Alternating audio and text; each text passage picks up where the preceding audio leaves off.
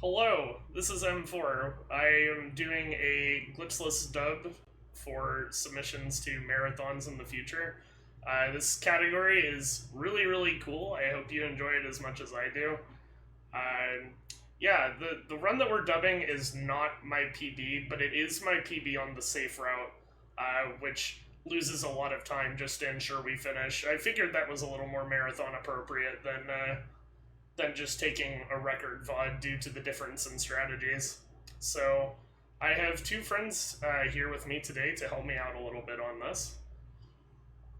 Oh, I'm Morning. I'm a Paper Mario enthusiast. And I'm Lopez. I also speedrun Paper Mario, primarily glitchless, which is what we're about to show off here. Yeah. So I'm gonna go ahead and click the play button on this, and yeah, we have a lot of prologue to get through, so there will be plenty of time for pretty much anything. So we're gonna start up here, go through the title screen, and we Paper Mario is one of those good and fair games where we start the timer on file select. So here we go.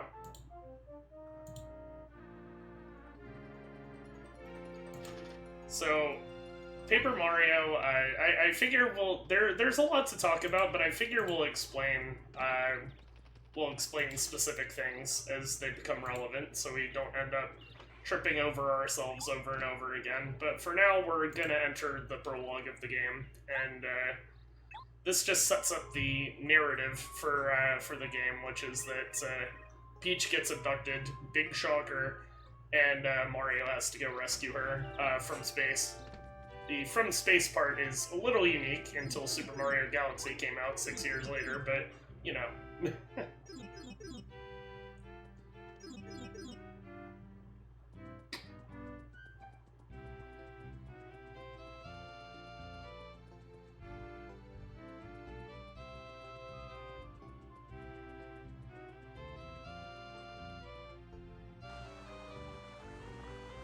So the narrative beginning to this story is that Mario and Luigi get invited to a party at Princess Peach's castle, and Mario really wants to see Peach. So the first objective of the game is a little movement.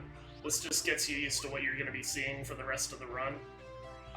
Movement in Paper Mario consists of spin dashes and small jumps to have as little airtime as possible while canceling the slow part of the spin dash animation so that we can be moving at top speed as often as possible. This movement is actually, you can tell what somebody's skill level is by watching them move. Newer players tend to cut their spins earlier or too late and jump higher than somebody who's been playing this game for a long time.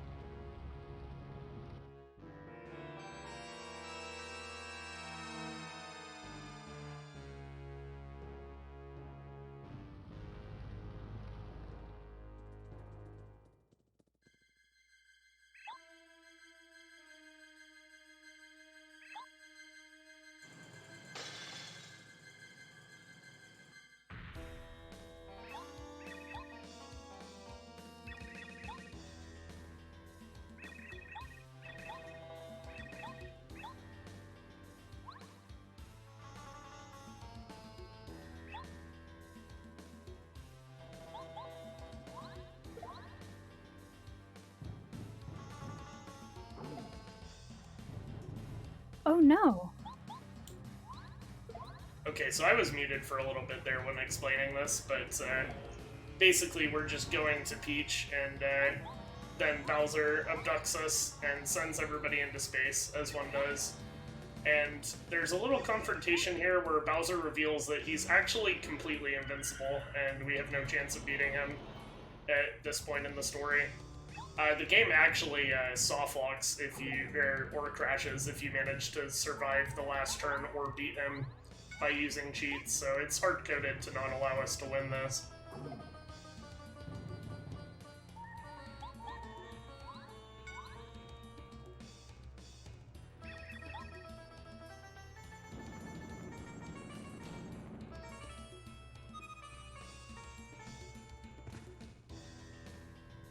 So I suppose we might want to talk a little bit about why Glitchless and like why this even exists and in a story-based RPG and why it's so different from every other category.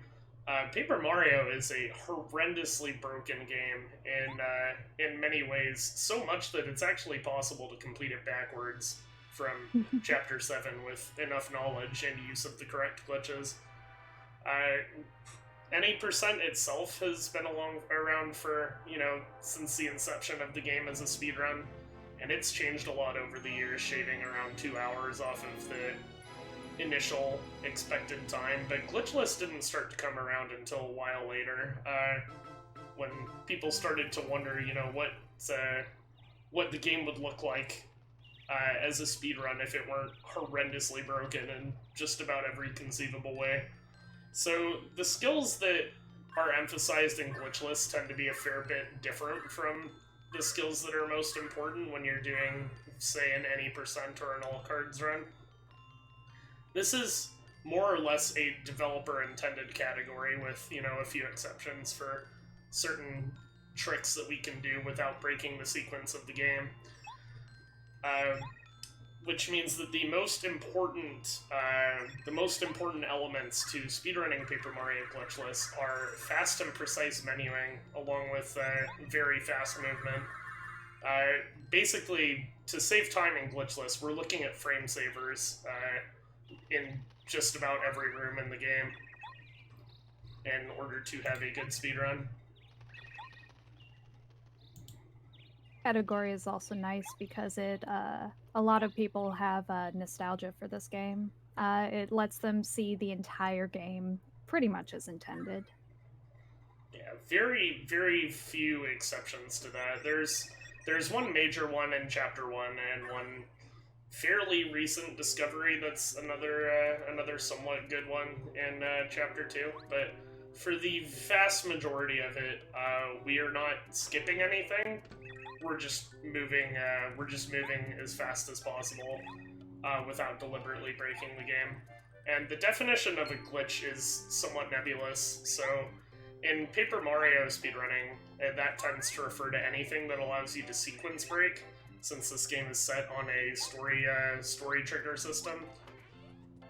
In glitch runs, if you advance early by doing a trick such as Blue House Skip or Staircase Skip, you end up hitting later story triggers, and what this does is it tricks the game into thinking you've completed everything up to that point, and the reason that I'm mentioning this in a Glitchless dub is because it's very important to note that that is maybe the most important thing that we are explicitly barred from doing in this category.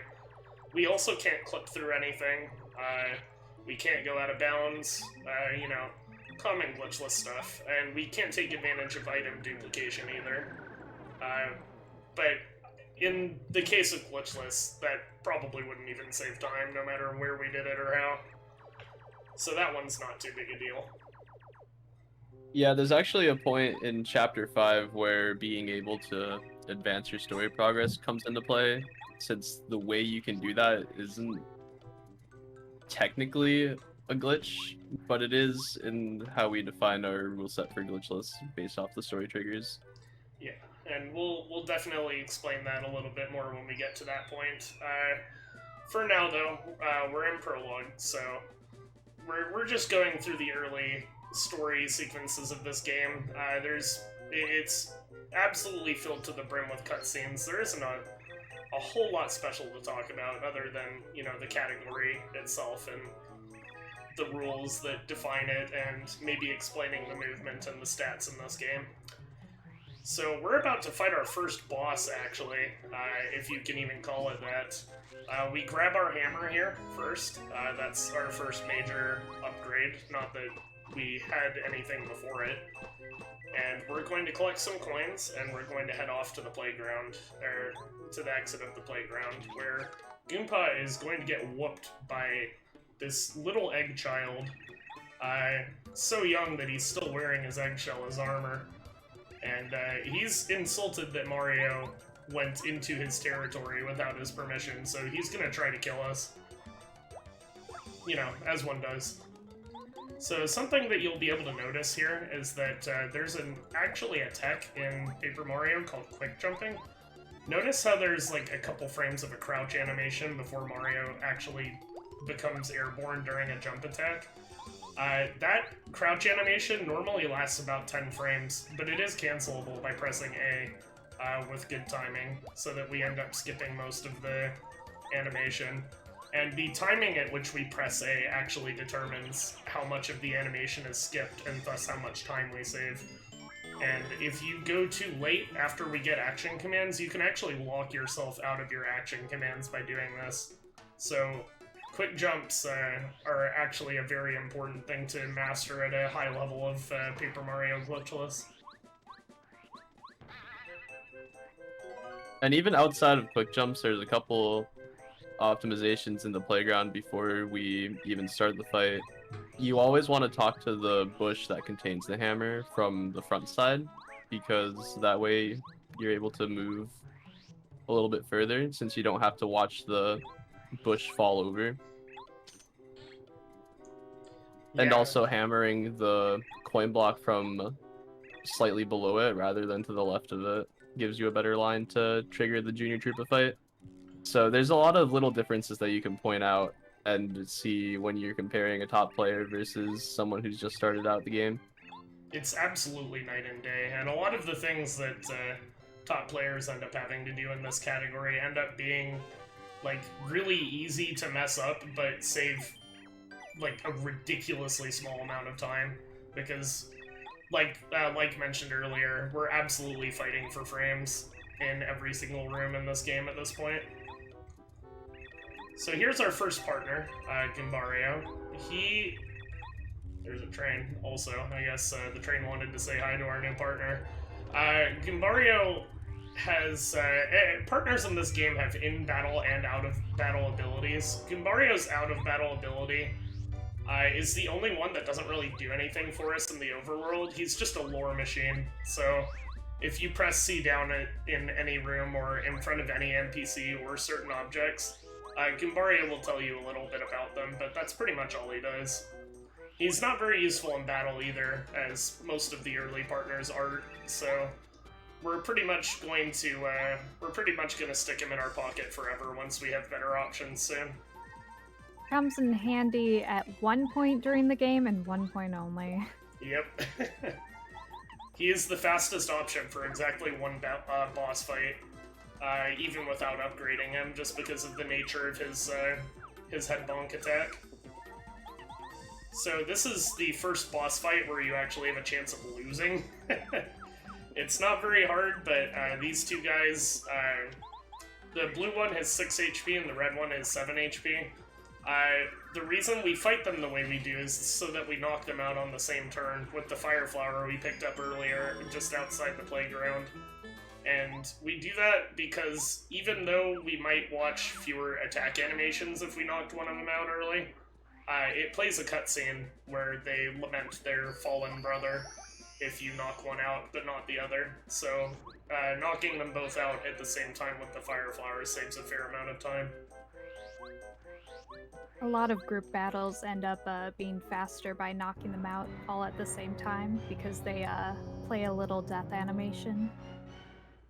Yeah, and overlapping those. I think death animations take like around 2 to 4 seconds depending on the enemy. And yeah, around 2 to 4 is generally how long they take. So being able to take them out at the same time goes a long way in some fights. Oh, absolutely. Especially some fights later in the game, but for now, we don't really have the power to take all the enemies out at the same time, usually. The only way we can do that at this point in the game is with items, pretty much. There is one exception in this fight, and this game actually hands us a handy tool. You might notice there's a tree in the background with some fuzzy balls growing out of it. If you hit the tree with Goombario, those Goom Nuts, although they look nothing like the Goom Nut item in-game, fall from the tree and damage all 3 of them, knocking the Goomba Bros out at the exact same time with the exact same amount of damage again. They start this battle with only 2 HP, so they're kind of pushovers. They're already damaged from the earlier fight. Yeah, it's a wonder they were able to recover so fast. You know, they're scrappy. So now, Gimba King makes a very bad decision in this cutscene. You might notice how he tells you not to hit that switch, and upon finding out that you already did, he decides that he wants to go for a ride. As you see, he shows up here. He knows the function of this switch. He knows it creates a bridge in this exact way. And he still goes up there and gets launched into space. So, yeah, I think he might be a bit of a thrill seeker. I don't know. That or he just didn't want to face Bowser. Honestly, yeah. I wouldn't want to face Bowser after failing either, especially after talking myself up like he does. So Cammy is observing Mario's progress. She does that throughout the game, more or less, and brings updates to Bowser on Mario's activities. She doesn't really do anything to stop him, and it's kind of explained why. Or it's kind of implicit as to why that is during the final battle of the game. She's actually kind of weak. But He does seem to be the only one actually concerned about Mario, though. Yeah, everyone about else his is... activities. Everyone else is just chilling in the castle, but Cammy leaves it regularly to check on what's going on. She's way more concerned than these guys, however, because they straight up left their post. These guys are the boss of Chapter 1, and they come up to space just to show Bowser their special attack, which we're not even going to see in the run because we're going to kill them too quickly. But Bowser's like, wait, who's guarding the Star Spirit? And they're like, and then they get chewed out. Just a fun little cutscene right there that tells you what's going on. So you might notice that in addition to the jumps out of spins, there are a few times when we cancel our spins by going up onto ledges like that, or by falling. This is a really convenient way to quickly cancel your spin so that you can start another run without jumping. If you spin onto an elevated ledge or off of one, or if you just fall, it cancels the spin dash animation, which removes the need to do any jumping. There are definitely places where this is useful, but it generally isn't worth going out of your way for, unless it requires a very small angle change. However, when it's right in our way, like on Shooting Star Summit, it's really fast and convenient.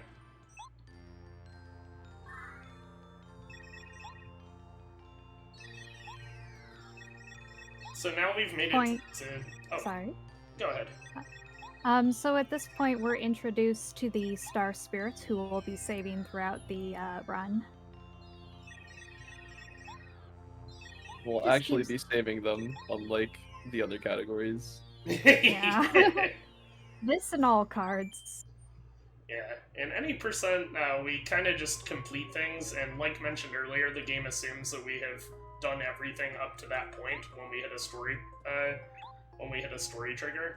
So as soon as we get to Chapter 8, the game just assumes that we saved all 7 Star Spirits and gives us all of their powers. Hilariously broken, and a good example of just how easy it is to trick Paper Mario into thinking you've done something when you haven't.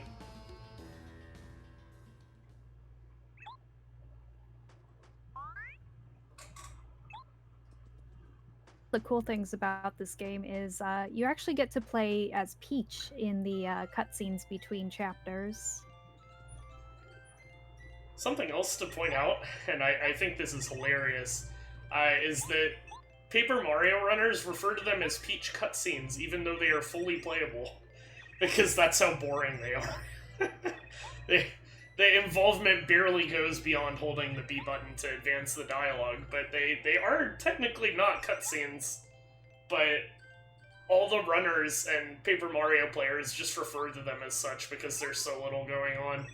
But they do make a nice break between chapters, because Mario's movement is rather it's not difficult, but if you're trying to maintain a proper spin cycle, where you do one-frame jumps and hit all these precise angles to move as fast as possible, it is a really nice change of pace between the chapters to be controlling Peach, who doesn't have to do that. So right here, we're entering another little cutscene with Twink, and you can see that Twink got that little item from Peach during that cutscene, and that item is the Lucky Star, and that allows Mario to perform action commands, where if you press A with proper timing, you can deal more damage to enemies, or you can take less damage from enemies. And funnily enough, getting the Lucky Star doesn't actually give us action commands. It's just kind of how the game makes it want to seem. Having that item in your inventory doesn't actually do anything. Yeah, it just sits there, and you'll notice that whenever an action command is executed successfully, they're the equivalent of timed hits in other Mario RPGs. You'll notice that some Japanese characters pop up saying, you know, nice, super, great, or you know, whatever, depending on what move you're doing, and this applies to blocking, and being able to block with the Lucky Star really opens things up because it lets us control how much damage we take to a certain extent. And there's a reason starting in roughly Chapter 3 where that's going to become very important to our boss battles.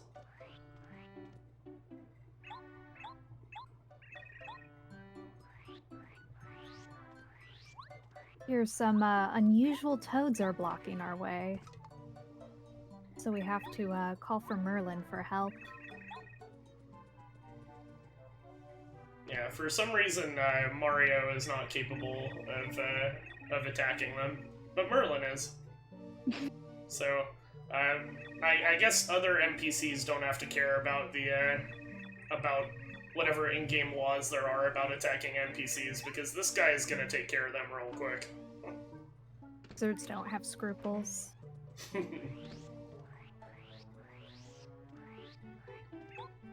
You'll notice there that we use a lot of ledge cancels in Toad Town. This room especially. That ends up getting us to this side like very, very fast, where that cutscene plays out. And big shocker, they were actually the Koopa brothers. And that is the end of prologue.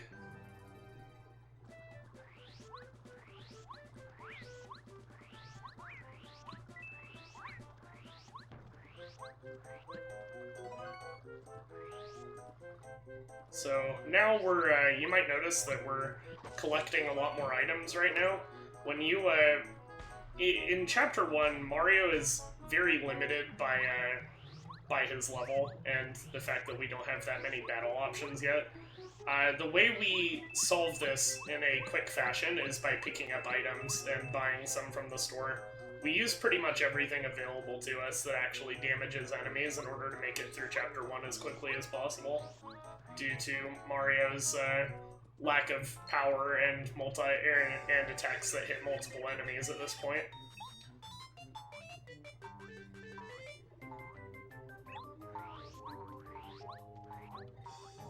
And as you can see, we're stopping at the item shop. This is just one reason that we've been picking up so many coins on the way. There's another reason that's going to be very important after Chapter 1, but for now we're just concerned about the items.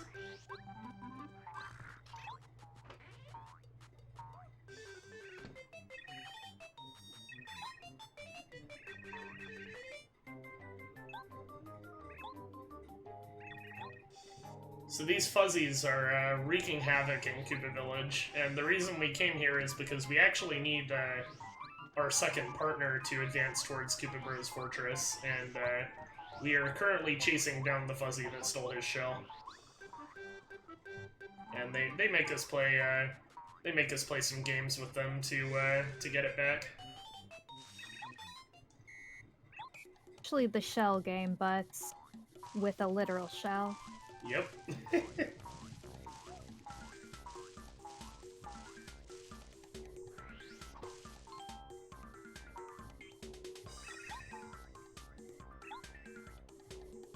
Something interesting to note about this minigame is that on the third round of the fuzzies jumping from tree to tree, it's actually slowed down in the English version, just to make it a little bit easier.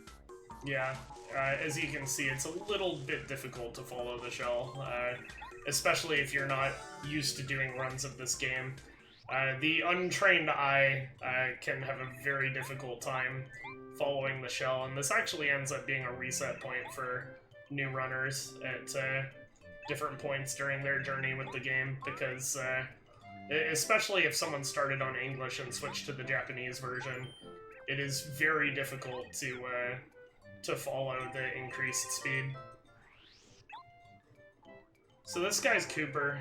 He's another partner like Goombario in that he's not all that useful in combat, but his out-of-combat ability is actually a lot more applicable than Goombario's. You're going to see us pulling him out at several points during the run, even into Chapter 8, to use Shell Toss, which allows you to retrieve or hit distant objects. And we're going to have our first use of that coming right up here. This badge is going to be equipped.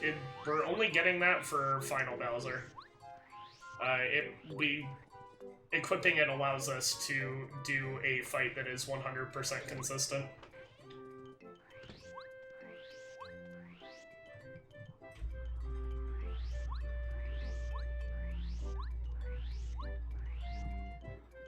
We passed Chuck Quizmo. He doesn't play into this route at all, more for 100% and glitchless 100%. Yeah, Chuck Quizmo is the bane of anybody trying to learn those categories, because 64 of the star pieces that you have to collect in order to get every badge in the game are locked behind Chuck Quizmo questions, which means you have to track him down and talk to him 64 times in a 100% run, which is probably the biggest reason that 100% is not a very popular category. But it is somewhat relaxing to do every now and then, and it's certainly fun to watch and to play out some of the things that you would normally never be doing in a speedrun. Yeah, in this category, he's mainly just here to cause a little bit of lag. Yeah, depending on the room, he can actually slow down loading it by a little bit. This is most notable in Goomba Village if you're grinding Chuck Quizmo in 100%. Oh, I forgot I did this. I also forgot this happened. That was really annoying. Okay, yeah. If you're going between a couple of rooms in Goomba Village trying to get Chuck Quizmo to spawn, you'll notice very quickly that when he's actually there, the room takes slightly longer to load, and the difference is big enough that you can tell whether he's going to be there or not before the room fully loads in. Otherwise, he just encourages us. He's a cheerleader that you can occasionally see in towns throughout the game.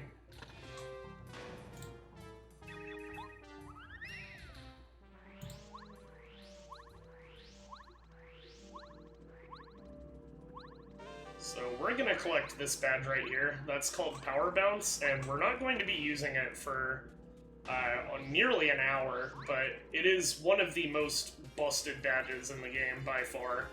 And we'll explain how Power Bounce works at the point where we start to use it, but the only reason we're not using it already is because it's a little slow if you don't have some power boosting badges, even though the badge itself is very strong. You'll see here, this fight, the POW blocks that we bought at the Koopa Village shop are going to be very useful during Chapter 1, since Cooper, on his turn, can do a multi-hit on all the enemies, which will speed things up a little bit. Yeah, he's slightly more useful than Goombario, both in and out of combat. Just a little bit. We still put him away pretty much forever when we get Bombette, though. This room is one of the first major RNG points. It's not enough to end a run, but it slows it down quite a bit. Yeah, we're going to use the Fright Jar that we picked up in Pleasant Path on the next fight. because there is no fast way to kill paratroopers in this game. At least not at this point. So what Fright Jar does is it has a 90% chance on each of those troopers and making them run away, and each dink you get loses about 20 seconds. Thankfully neither of them dinked in this particular run, but it is something that you see somewhat often, and the absolute top levels of play, it ends up being a reset point as well.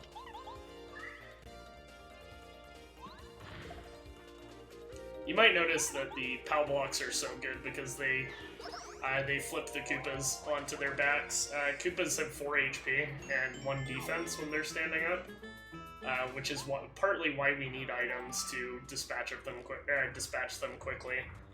Because when they're on their backs, where the POW block puts them, not only do they have half HP at that point, but they also lose their defense point.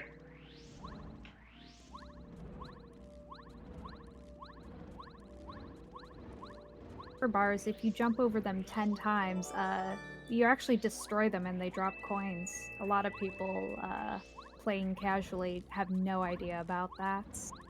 Yep, and as it turns out, this is one of the absolute fastest ways to make coins in this game, is by destroying fire bars.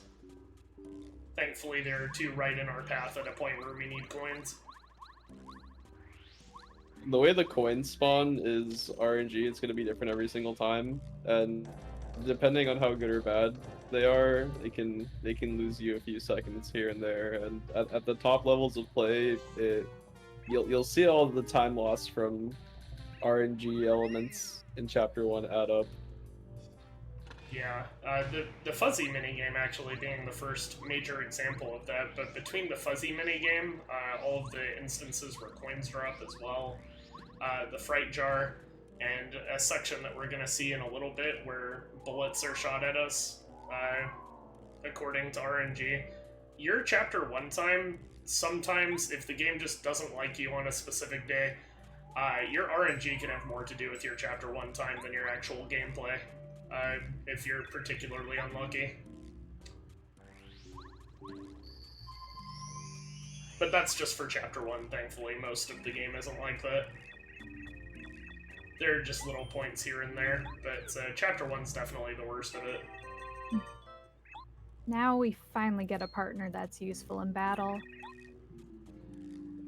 Yes, Bombette is so good that every category that completes Chapter 1 actually does a sequence-breaking glitch just to get her before going to the pit. And the reason for that is that her bomb first strike assumes that you max out the mashing for the first strike, and it actually does 5 damage in her base form for 3 flower points, which is ridiculously strong. As you'll see, she's about to just completely delete this Koopa off the face of the earth in 1 attack. Yeah. And you can do that as a first strike, too. If you do it as a first strike, it costs no FP at all. Sometimes even pierces defense. I think that's only on certain enemies. Yeah. Yeah, she's very, very powerful, as we're gonna see in a little bit. And she also has the out-of-battle ability to blow up walls with cracks in them. We're gonna see this many times throughout the Glitchless run, because there are a lot of points where your progression is locked behind a wall with cracks in it. 2 or 3 times in Chapter 1 alone, actually. You also might have noticed that after the jail fight, there was a honey syrup that dropped right into Mario, and there's a very small chance that you'll get an item drop from that fight, and you don't want one from that fight. It doesn't really help you unless you make a mistake and you need something to back it up later on. But yeah, there's no real use for it otherwise, and sometimes you just can't avoid it. And it loses time bringing up that little dialogue bubble, too, that tells you what the item is and what it does. You do not want any item drops at all, unless it's a POW block in Chapter 1, more or less. So we're going to be carrying that honey syrup for a very long time. and you have to be careful of it when you menu, because when the game is functioning correctly, every item that you pick up goes to the top of your item inventory. So if you get an item drop, if you're unlucky enough to do so, you have to be conscious and aware to menu around it in every situation where you would use an item from then on. It's super easy to autopilot into the normal menuing that you would do, and it's not uncommon to lose runs when you get an unexpected drop. Yeah. All it takes is one menuing error when you forgot that you got an item drop earlier, and suddenly you're using a fire flower on the cannons, and your experience points are irrevocably messed up, and you have to reset. So this is another... we kind of glossed over pie jumps, didn't we? That was the major Chapter 1 trick I was talking about earlier that isn't a glitch per se, but it certainly wasn't intended by the developers. You can just kind of jump around those walls. And this section here, these bullets are completely random, so that's just another RNG element that can decide whether or not you get a good time out of Chapter 1. If they decide to be extremely uncooperative, they can end up losing you a whole bunch of time. You can see there that honey syrup that we got earlier actually was interfering with the menuing. It made the thunderbolt that we needed to use down 2 instead of down 1. And unfortunately, we can't use that fire flower on the cannons because that's for the boss of this chapter. It is very... like, many people have lost runs to accidentally fire flowering those cannons. You also might have noticed something when we tried to place Bombette down. She kind of stuttered in the air a little bit, and that's because your partners in this game try to mimic your movement. So when Mario jumps, when your partner reaches that point of the screen, your partner will also try to jump. And so there's certain cases where that becomes an issue. And right here is one of them, so there's a little bit of time loss to that, and sometimes, like, you can get unlucky enough with the bullet spawn where you can get hit for that. Yeah, thankfully that doesn't happen. Thankfully you can predict when that's going to happen generally, and if you see it happening, all you need to do is like not press C down immediately. You need to let them land before you can use them proper. So that's what happened. I tried to call her once and she stuttered, so I waited a moment, and then after she landed, I did it again, and it worked just fine.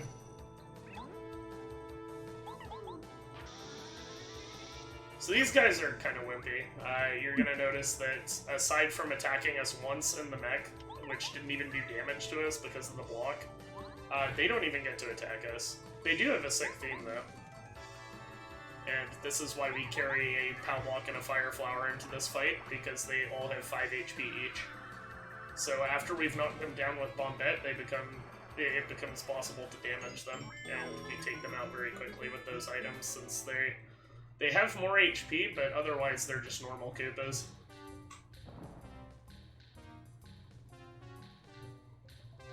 To your fire flower on the cannons by accident, that fight becomes quite a bit more difficult. It becomes very long and painful. Very much so.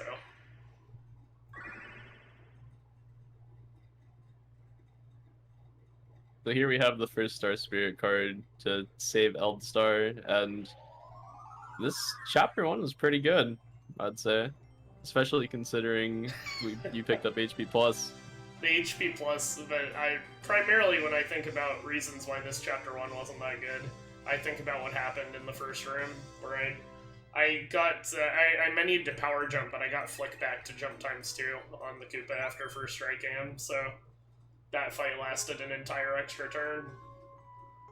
I think that loses about, like, 7 seconds or something like that. It's in the 6 to 8 range if you do that. Very, very unfortunate considering how fast it was up to that point, but it's not something you can't recover from, thankfully. Most mistakes in this game have very efficient backups that you can use. There are very few things in Glitchless that will just absolutely kill you no matter what, which makes this a great category for no reset runs. And even with that little mistake on that fight, There are only a handful of people that have gotten a time as good as this out of Chapter 1 in Glitchless. That's true. 37:56, I think, ties several different people's like best ever times, like in the top 5 too.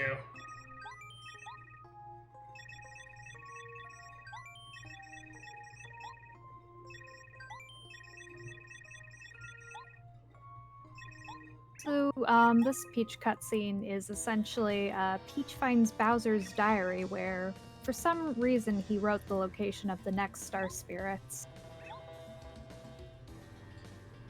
Thankfully for him, or so I'm sure he thinks, she has no way of conveying that information to Mario. Thankfully for them, Bowser is blind and doesn't notice the Star Kid floating behind that chair or through this door. What would have happened if they just closed that door, I wonder? Would Twink have been trapped in there forever?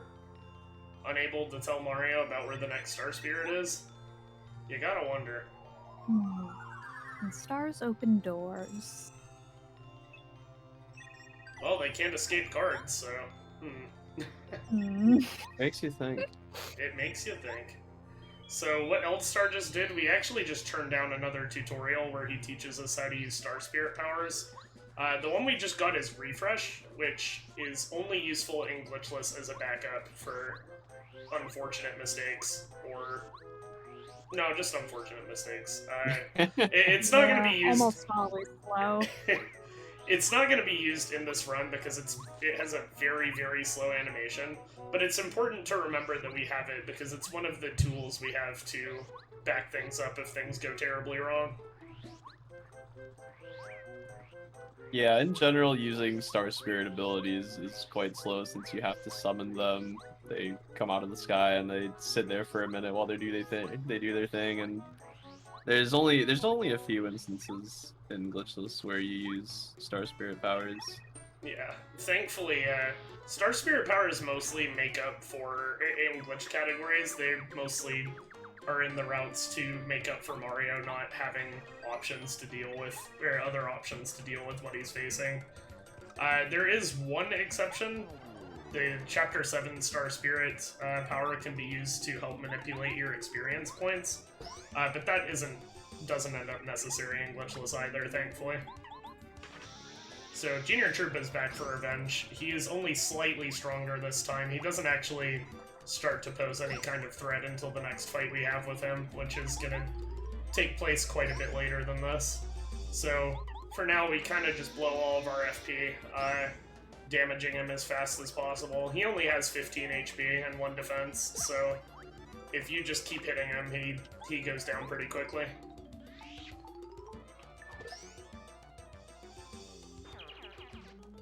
A lot of star points, though.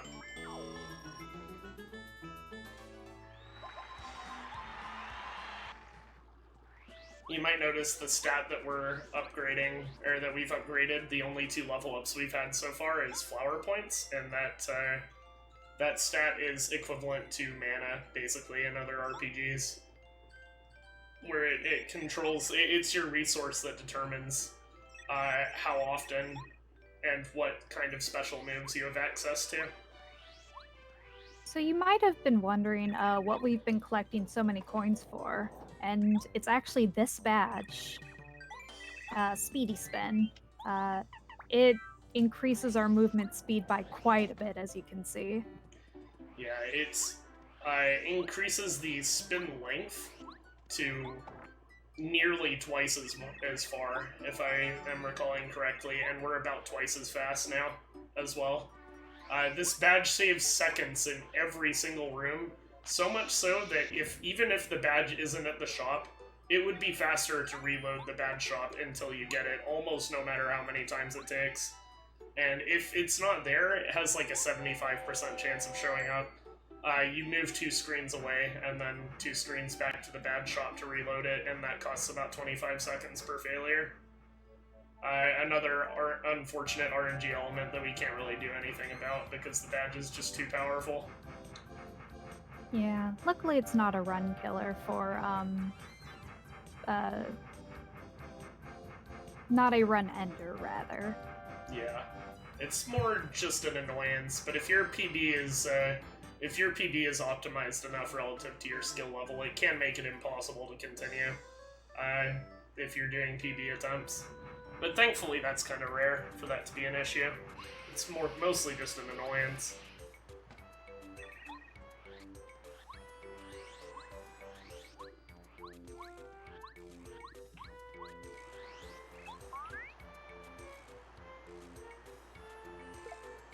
So this guy is going to be our next partner, and he is he is useful in so many situations.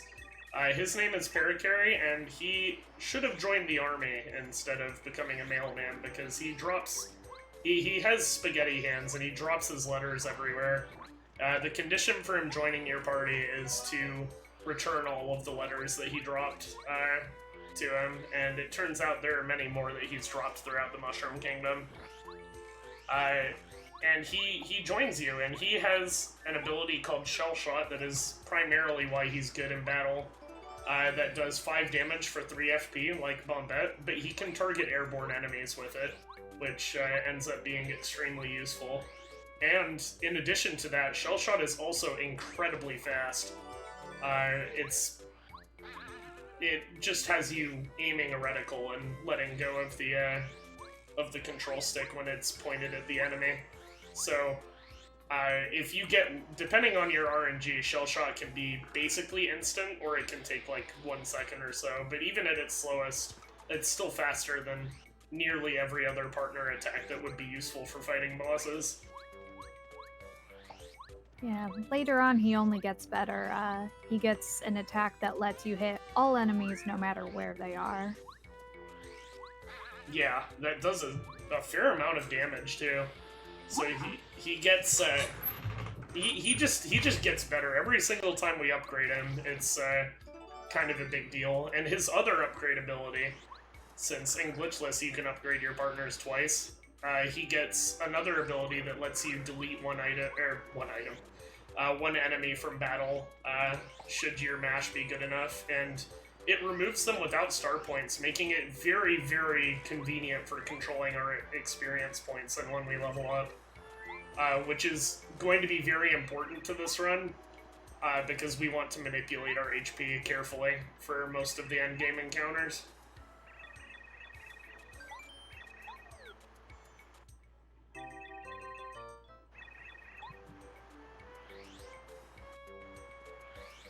So now that we have him, the reason we needed to get him is to use his out-of-battle ability to continue into Chapter 2.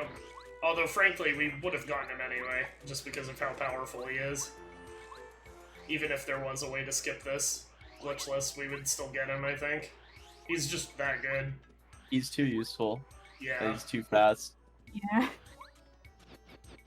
So his out-of-battle ability, as you can see there, allows us to cross small gaps by letting him lift Mario.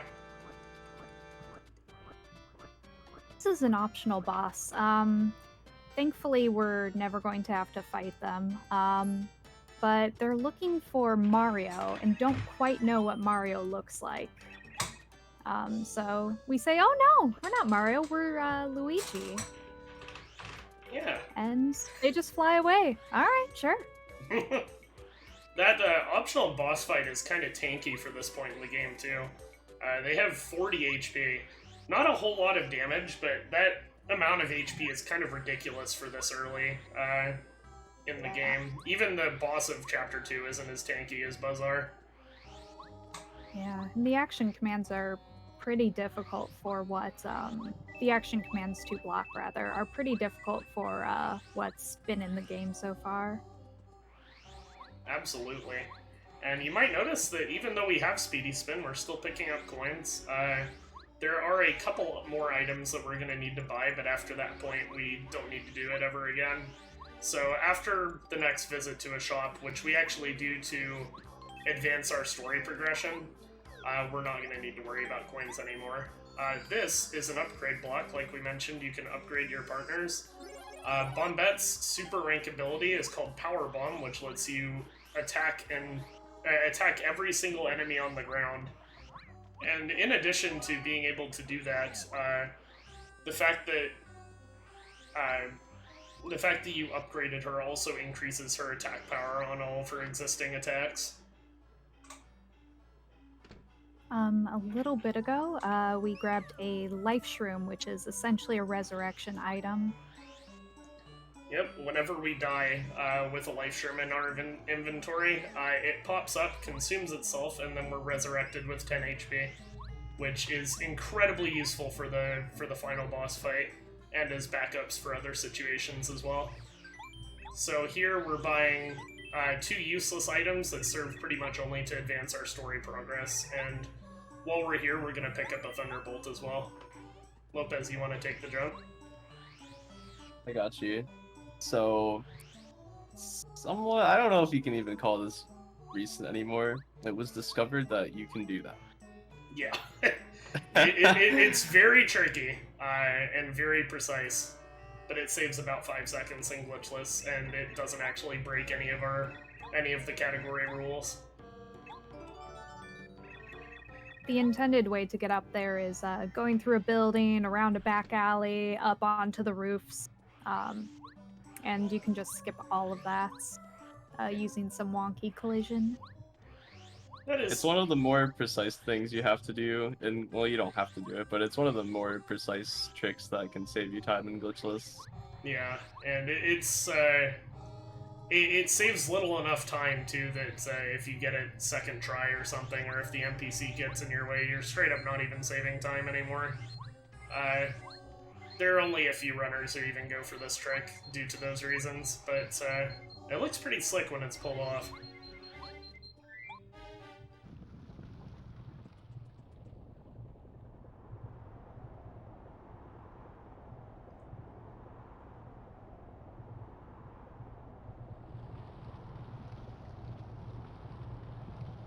So now that we have the Pulse Stone, the whole reason we did that sequence with the shop was so that we could get the Pulse Stone from that guy, and what that does is it allows us to raise the dry ruins from beneath the sand.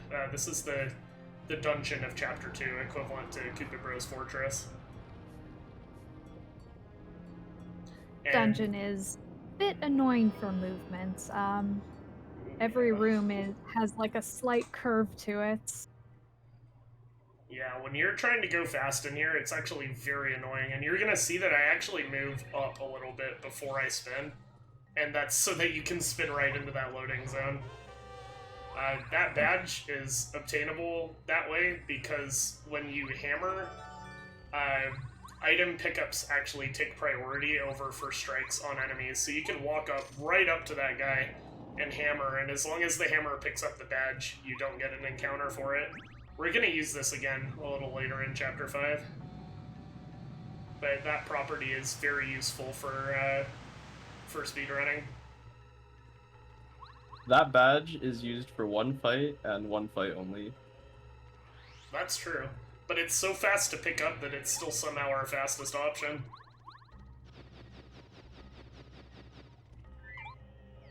Here's another cracked wall. We have to...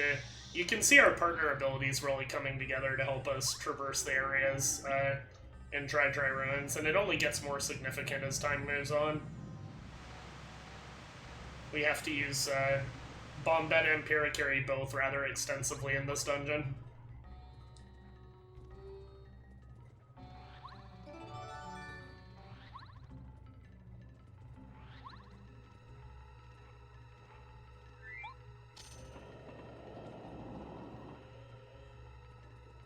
You might have noticed there was a path that we ignored in that room. We actually have to come back to that later. There's a little bit of mandatory backtracking in Chapter 2.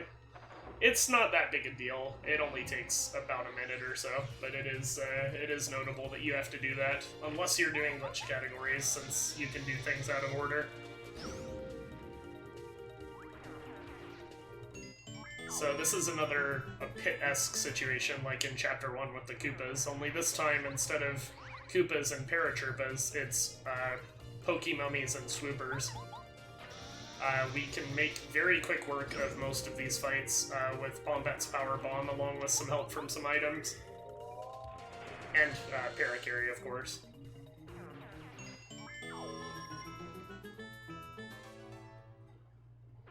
here's another example of how powerful the bomb first strike is.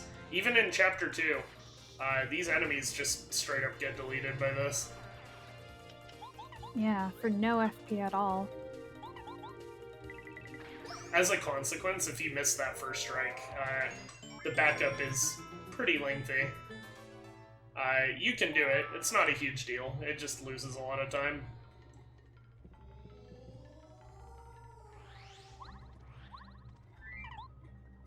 Doing that first strike saves us from having to get 5 more coins and buying a second Thunderbolt at the shop, so it's a little bit faster. It saves about 6 seconds over the alternative. You see we had to eat an item there. That's a Wacka's Bump. Probably the most broken item in the game. Maybe except for Life Shrooms. It restores 25 HP and 25 FP, and you get it by beating up that mole on Mount Rugged. We only use one in Glitchless, but most categories pick up 1 or 2, depending on the routing needs of the category. In Glitchless, we only need it to restore our FP, because there aren't any easily accessible heart blocks in the ruins. And you also might have noticed that the honey syrup was still there, and we still had to menu around that. Very obnoxious item drop to get that in Chapter 1. Especially because you still have to eat the Wacka Bump in Chapter 2, and it's really easy to forget it in like the 20 minutes of gameplay between the two. Or between getting it and having to use it.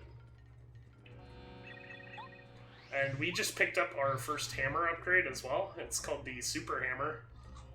Now our hammer attack does more damage. Our attacks in this game are tied to storyline updates, which means that sequence breaking actually allows us to get stronger much earlier and at much lower levels, which is one reason that it's possible to beat this game out of order in the way that a lot of the categories do.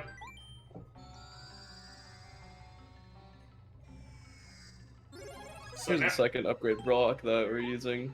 Sorry, you can go ahead. You're okay. I was just going to mention that now we can break these stone blocks that we couldn't before, which is why we didn't go into that path earlier in the ruins when we first came across it, because there's a stone block in there. But now that we have the Super Hammer, we can easily blow right through that, and Bombat's Power Bomb is still enough to delete even these guys, who are significantly stronger than the Pokies.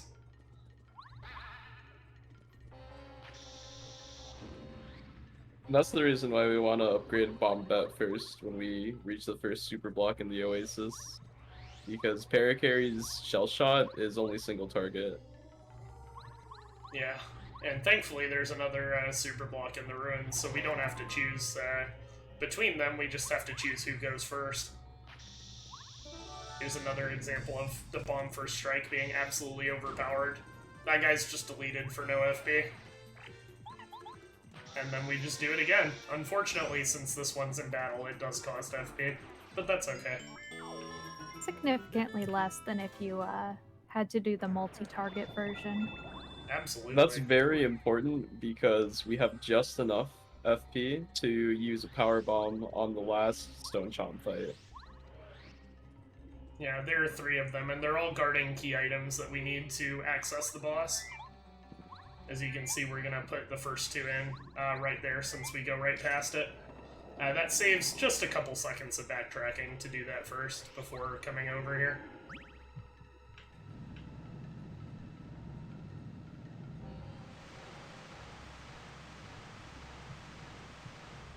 Room shows you the blueprint for the little keys.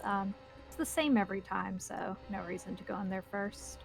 Yeah, you don't have to look at that, but it's the hint for people playing the game casually of how you're actually supposed to solve that puzzle. But since we're speedrunners, we've played this game so many times, we already know exactly what needs to be done there.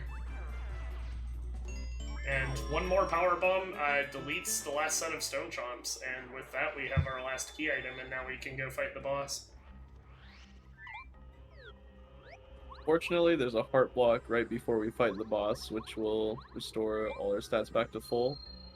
And we'll see why Paracarry's upgrade is really useful. It's not for the ability yet.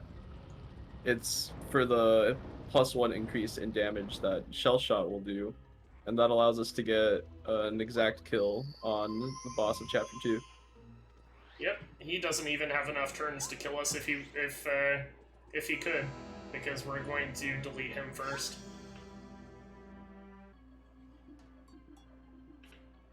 I really like Toot and Koopa's design. I'm not too big a fan of the of Chapter 2 as a whole, but I really like that. I really like that this guy's like an imposter pharaoh, and the fact that he has a chain chomp headdress. His design is just neat. I agree, he's really cool. Yeah. However, he's kind of a pushover. Despite being a Koopa, he has no defense. So he's probably isn't wearing a shell under there. Yeah, he's throwing all the shells at you. Yes, he is.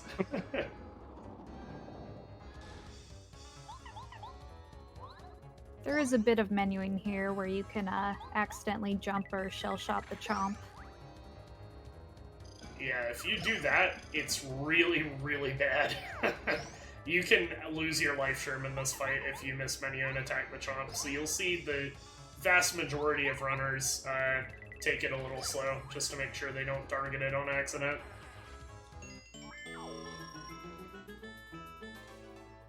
And Toon Koopa has 30 HP, and between Power Jump, which currently does 4, thanks to having the normal boots and the Lucky Star, and Paracarry Shell Shot, which does 6 due to the upgrade, it is a perfect kill, both in terms of our flower points and his HP.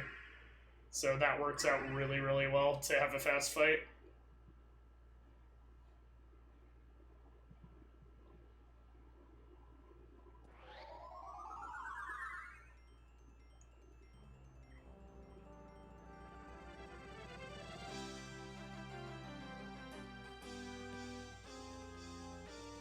So far, this run's pretty good.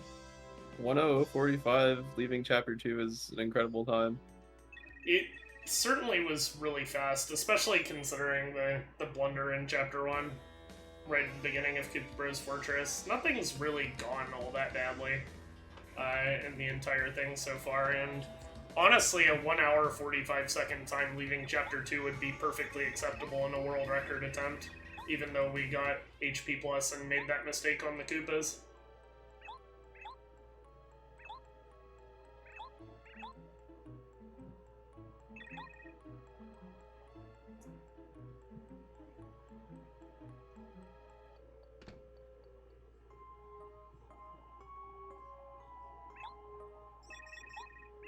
So this Peach cutscene is slightly less more like a cutscene. There's a little bit of movement to this, as you'll see in a minute. This is where Princess Peach develops some guts and the desire to sneak around.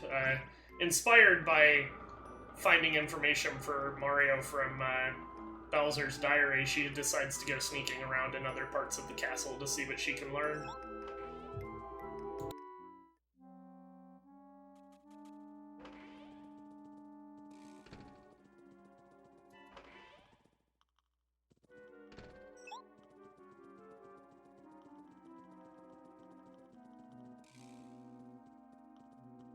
There's actually a cycle there on that first guard that you can hit. It's really easy, but you do want to be holding up left when you enter the room. Yeah, that up left hold saves a couple of frames. That it doesn't make it possible, but it makes it a lot less scary. Because if you hold up left to get that 1 frame of movement during the cutscene, it doesn't make it possible, like I said, but it makes it so that if you make any mistakes, that they don't necessarily mean you'll get caught if they aren't too severe, thanks to that input. So now we're gonna get another Star Spirit power that we're absolutely not going to use. This one is called Lullaby, and it puts enemies to sleep. It's basically a sleepy sheep that you can recharge. It's not really useful because we want to kill the enemies, not put them to sleep, so generally speaking, it's not all that good. It does have a niche use as a backup on the Chapter 5 boss fight if you do not badge correctly. You can still win because Lullaby is somewhat effective against him. But you never want to see it, because if you even have to click Lullaby for any reason, you're probably losing at least 2 minutes. And it also has another very solid use against Kentsy Koopa, who's another optional boss later in the game. He is very weak to it in that he's likely to be affected by it, and he's affected for extra turns, which ends up trivializing that boss fight, but the game doesn't hint at that anywhere. To my knowledge, that's possible. That is the only time in a Paper Mario speedrun where you want to use Lullaby is against Kentsy Koopa. Yeah. For everything else, the chances aren't too great on bosses other than what we mentioned. And then, of course, it just wastes a lot of turns. It's very, very slow. If you ever have to use it, it is so slow. But it does exist. It's just another example of how this game has a lot of backups if you know it well. To where you can pull back just about anything from certain Doom if you have wide enough knowledge of the game. Which is one reason that... just another reason that it's really good in a no reset setting. Absolutely. So right here we're gonna board the train and go back to Toad Town, and this section of movement is actually one of the more tricky pieces of movement you have to do in the game. Traveling Mount Rugged backwards is a lot harder than you'd think. It is very difficult to the point where it is honestly rare to not see someone lose at least 2 seconds just getting back to Toad Town. I think we only lost 1 or 2 here, and the fact that we lost 2 seconds in a game where we're fighting for frames, and that's considered good, really speaks to the difficulty of that section of movement. It sure does. And another thing you might have noticed is that we skipped the train cutscene on the way back by mashing A and B. That's another thing that will become useful in Chapter 4. And remembering to do it will save you a fair amount of time. Absolutely. I once forgot to cancel the train cutscene on the way back, and I lost 7 seconds. Because that's how long it took me to realize that I hadn't skipped the cutscene. It's very, very important to be paying attention to what you're doing for that reason. So, in Forever Forest, we use a type of spin cancel that we haven't talked about yet, where we cancel our spin on a wall. If you spin at the right angle into a wall, it cancels your spin and returns Mario to a neutral state where you can just continue spinning. And that allows us to spin for much further distances than we normally could, as you're going to see in most rooms. There you can see that one was missed. It doesn't lose too much time to miss them, but it's deflating more so than an actual time loss. So there's our next magical seed. Now we've collected 3 of them. We need 4 of them to enter Chapter 6, which is why we're picking them up on the way. Unfortunately, we won't see the 4th one for a little over an hour. Yeah, it's gonna be a bit before we get there. But just more spin cancels in here.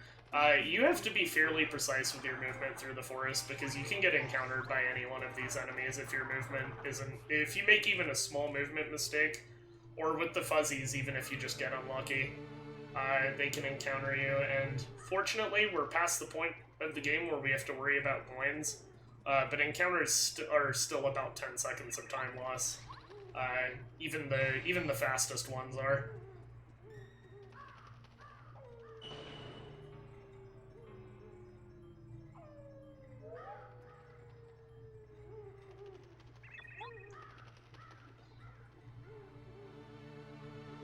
So this is Boo's mansion.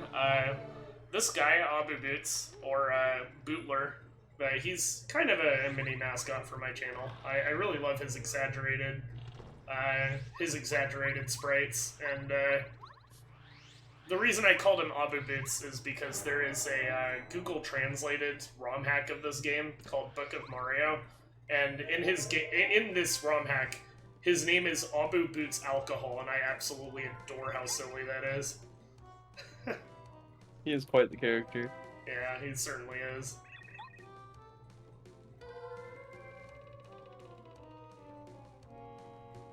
So right here, we're playing a little mini game to get a record, which will be useful in just a little bit. And there's 3 mini games that you'll play in Boo's Mansion, and all 3 of them have varying degrees of RNG to them, enough to where maybe the difference between best possible and worst possible inside Boo's Mansion will cost you 7 to 8 seconds.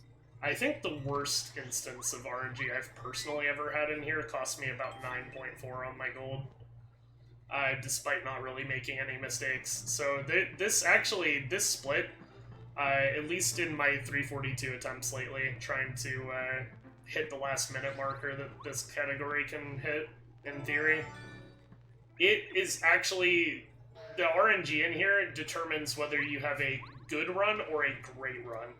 And it's completely out of your control. You have to just kind of roll with what the game gives you. Thankfully, losing nearly 10 seconds is very rare. Usually you're gonna lose like 3 or 4, and that's normal. Sometimes it can be a little better or a little worse, but the game has the potential to really hurt your time if it's feeling particularly malevolent on any given run.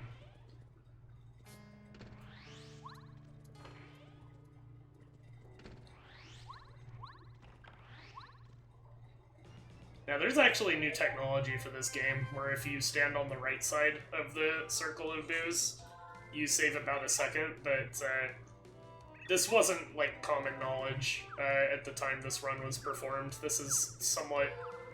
it's been known about for a while, but it wasn't common knowledge until, like, maybe a week ago or something. It's very recent. It's incredibly recent, yeah. And the best part is, we have no idea why. This game is great. Paper Mario works in very confusing ways sometimes. A lot of the time, if something's true and we just have to accept that it's true. We have no idea how it works or why. But that's the joys of running a 20-year-old game that was coded like spaghetti. Good, particularly good spaghetti. It's delicious, but It sure is. it's definitely still spaghetti. So you'll see we got our first boots upgrade now after that mini game. We have the super boots, and that allows us to spin jump or ground pound. And we can use that to break the floorboards in many places. Yeah, it's very useful. You can break a lot of different things. You can usually tell what you can break just by looking at it, because this game's visual design is really good. So we use that to get the Boo portrait, which is going to allow us to access the top level of Boo's Mansion and collect our 5th partner, who's incredibly important in combat and very rarely used out of combat. But she makes a lot of fights possible that otherwise wouldn't be. So all Paper Mario routes that skip her, which is just a couple of them, end up having incredibly difficult problems to overcome in the end game as a result of not having her abilities.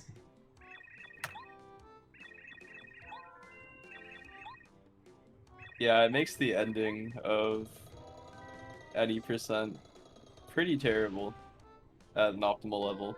Yeah. And somehow it makes all cards even worse, even though you have access to more resources. I guess it's not that it makes it even worse in all cards, it's just that you can go really fast in all cards by skipping her, and the fact that that's possible because you have extra resources makes the category absolutely disgustingly hard to finish a run of at the top level, just because you probably have to do over 10 runs just for one of them to finish using that route. So it really can't be overstated just how good Bo is as a partner.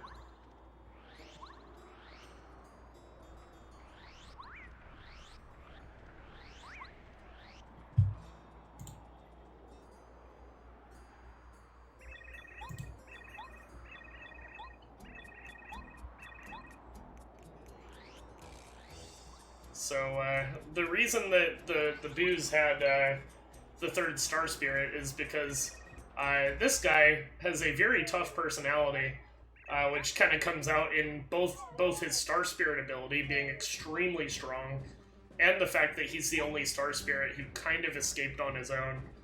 He was recaptured by the Boos to use to motivate Mario to get rid of Tubba Blubba, who, as you can see, eats them.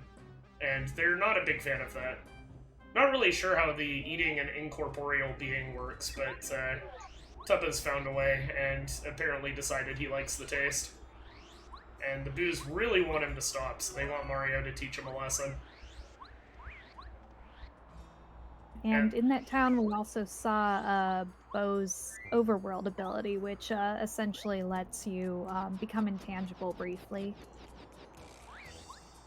Yeah, it's Oh, very... sorry. Oh, no, that's okay. It's very rarely actually necessary, but Chapter 3 is designed in a way that if you're playing casually, you're supposed to use it several times to avoid these guards. There is a version of that in battle, which is what we mentioned earlier, makes Bo so good. So here, this is the only encounter in the game that we take on purpose, and the reason is because we want to reduce our health. There is a badge that we alluded to a little bit earlier that increases our damage output tremendously when we have 1 HP. And this combos extremely well with the Power Bounce badge that we mentioned earlier when we picked it up. We'll explain a little more about how that combo works when we get to the first fight where it's used. But for now, just trust us that having low HP is the absolute best way to make your way through most of this game, even if it is a little scary. It also makes our boots upgrade really important, since upgrading the boots will add +1 damage to each jump. Yeah, and that reflects in Power Bounce as well as the badge we're gonna pick up soon.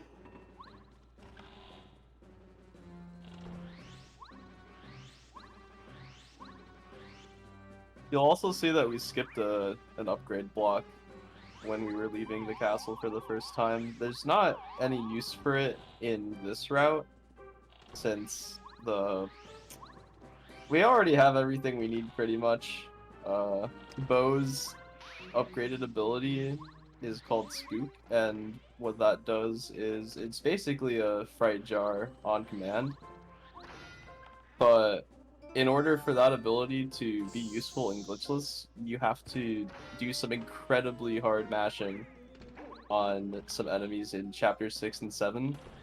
And it's actually so difficult that it's not really viable on the Nintendo 64. Yeah, so whenever you see somebody running Glitchless on N64, I think there are like maybe 1 or 2 people who have even tried using the Spook route on N64. It's a little different on Wii U for reasons we don't really fully understand. Likely having something to do with the dead zones on the controller being different on VC as compared to OG hardware. But basically, Spook is not very good on original hardware, but it's really good on VC. Yeah, theoretically it would be faster, but the worse your mashing is, the more RNG dependent it's going to be.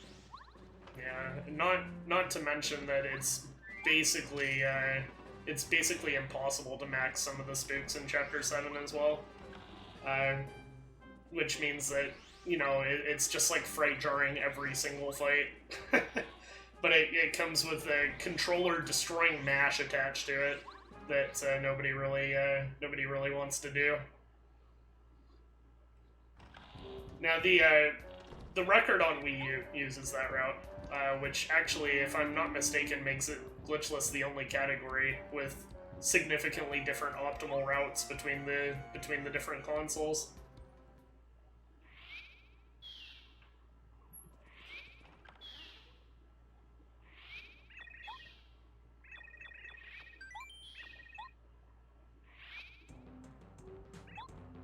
Yaki, a item/NPC who just kind of blabs about where he's supposed to be used. Yeah, he's not very good at keeping secrets, that's for sure. He tells you exactly where to use him, and where he tells you to go is where the actual boss of Chapter 3 is. Tubba himself is basically a puppet. If you encounter him, the reason that we've been running away from him, you'd think, well, can we just beat the chapter early by beating him up? You cannot harm him. He has the same elements as Bowser's Star Rod, more or less, in the final boss battle with him, which, when you think about it, it's ridiculously early for some kind of invulnerability like that to be showing up in this game, but it's all for narrative's sake. You can't actually defeat Tubba at this point. And he will just he'll just wipe the floor with you, and you'll game over if you try. Yeah.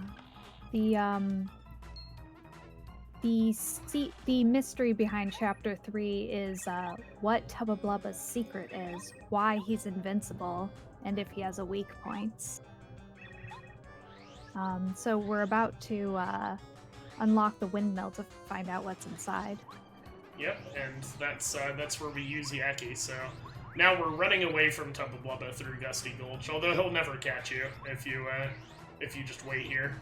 But we want to get out, and we want to engage and defeat the secret in the windmill. If I'm not mistaken, this is actually based on a European folktale that I can't seem to recall the name of at the moment, but it's a very interesting reference to find in a semi-modern, at the time, video game. I was thinking about that too, but I couldn't remember the name, so I kind of just didn't mention it. Yeah. So I didn't want to be wrong. Yeah, I don't remember what it's called either, but it's about a giant's heart being in a different place than his body. And that's reflected in this boss fight, because the boss is actually his heart, which is not inside his body. That's why he has that patch on his chest.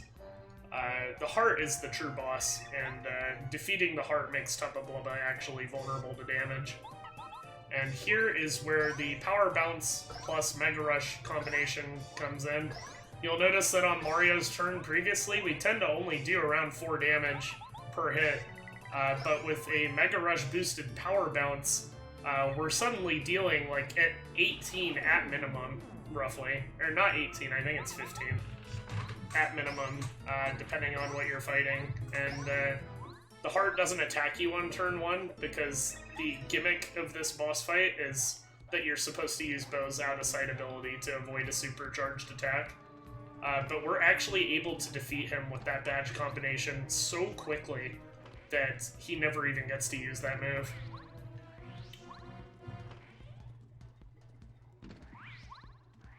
Into it, or we'll see this a couple times throughout, but Power Bounce on its surface seems like it should be an unlimited amount of jumps, but you can actually get capped. The caps depending on whether it's a boss or a regular enemy. And those caps can lose you a lot of time, if not kill you outright. Yeah, fortunately, Glitchless is routed in a way that you can survive. You can survive minimum caps like 90% of the time. It's just slower. In the case of Tubba's heart, since you get 2 power bounces on him and he can only take 45 damage before he runs away, you actually cannot lose that fight by caps. But if he gives you a 4 and a 5 or 2 4s, you can lose a fair amount of time on that fight. It's like, what, a second and a half or something like that? Just about something like that. Yeah, if he gives you a bad fight through caps, you can lose a fair amount of time. And you'll notice we upgraded badge points. That's because we actually had to take Speedy Spin off to make room for our Power Bounce Mega Rush combo to use on the bosses. So we tend to equip Power Jump and Speedy Spin again right after this cutscene. Wow, that rebadge was really bad. And it was still a 123 chapter 3. I did not recall how bad that rebadge was. That was like 3 B presses or something before even pressing start.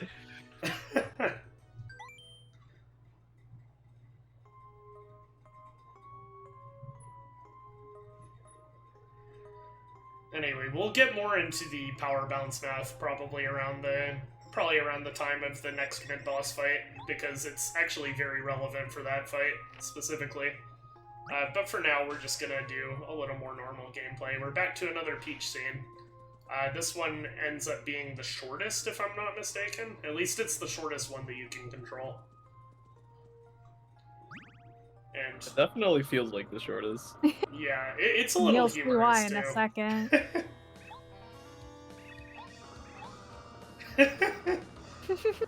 Bowser just happens to be chilling right on the other side of this wall this time.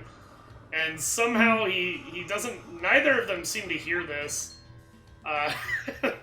And even the color of the wall is completely different. You have to wonder how they don't figure out how she keeps escaping after this. But Bowser is like, hey, you know, Peach showed up at the right time. Let's ask her about Mario's weaknesses, because she's totally going to tell the truth. And he asks you 3 questions about what Mario's greatest fears are for Cammy to place as guards for key items in the next chapter. But you don't have any obligation whatsoever to tell the truth. Yeah, you can have Cammy place a Chapter 8 enemy as early as now, or a Thunder Rage. Yeah, She'll just believe you. a useful item that will help you later. And she actually has a little bit of dialogue that kind of doubts what Bowser asked her to do. She's like, wait a minute, is Mario really scared of this? And then decides that she's not paid enough to worry about whether Bowser's making good choices, and just does it and leaves.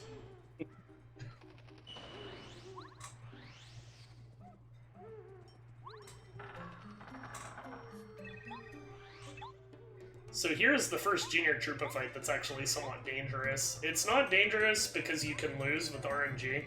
This fight is actually 100% consistent.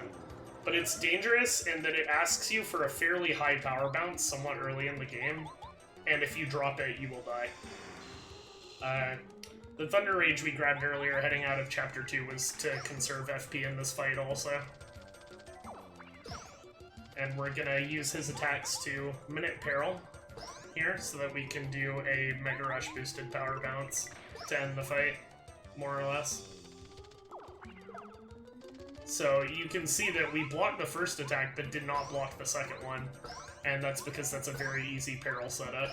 And this bounce is very easy to drop, because you're doing it on a small flying enemy, and Power Bounce's window for or the action command window where you can get an extra bounce out of it actually decreases in frames the more bounces you do on the enemy. So this fight ends up being a bit of a wake-up call, because one, Junior Troop is pretty tanky. He has 1 defense, he flies, which means you can't hit him with hammer, which is usually your option casually for dealing with enemies with defense.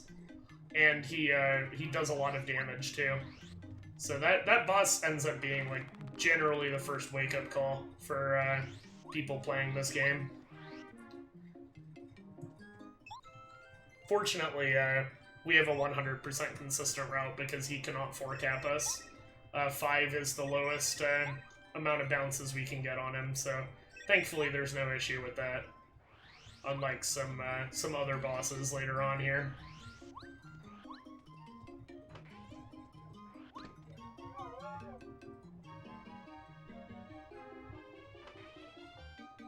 So in this chapter, Shy Guys have invaded Toad Town, stolen a bunch of items, and disappear to a mystery location. Playing it casually for the first time, it can be a bit tricky to figure out where it is, but yeah, there's an entire other world within Toad Town. Yep, and it's sitting in an abandoned house behind a concealed door. And fortunately, see, as you can see, Peach doesn't have to tell the truth about the items that Mario is scared of. So Kami Koopa just puts down a free mushroom for us if we want to take it.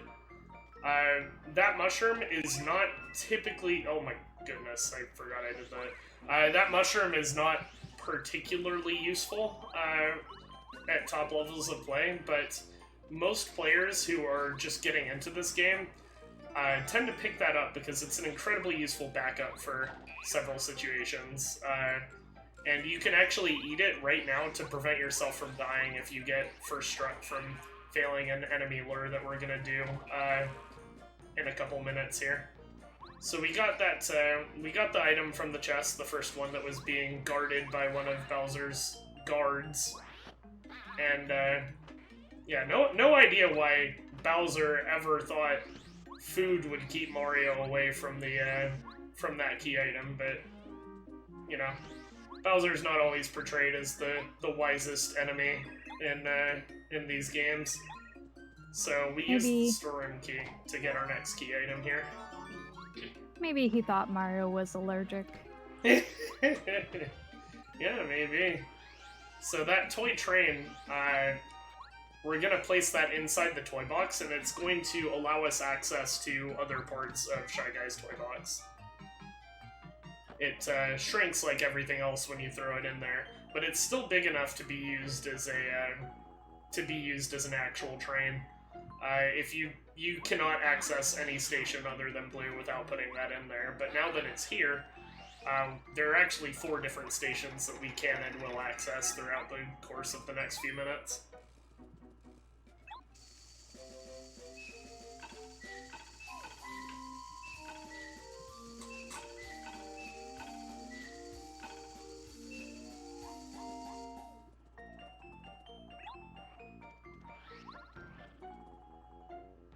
So here's the next guard, and it's a Thunder Rage, another helpful item. Thanks, Bowser. So that's the enemy that I just lured up there. That is the enemy that can kill you if you don't lure him correctly. That guy is the reason that most beginners pick up and eat that mushroom, because we have 1 HP right now since we're coming just off of that Junior Troopa fight. So if that guy first strikes us, which is, if you don't do the lure correctly, is honestly not too uncommon, it kills you and forces you to use your life shroom up early, which causes some minor routing issues later down the line, in addition to just being really slow.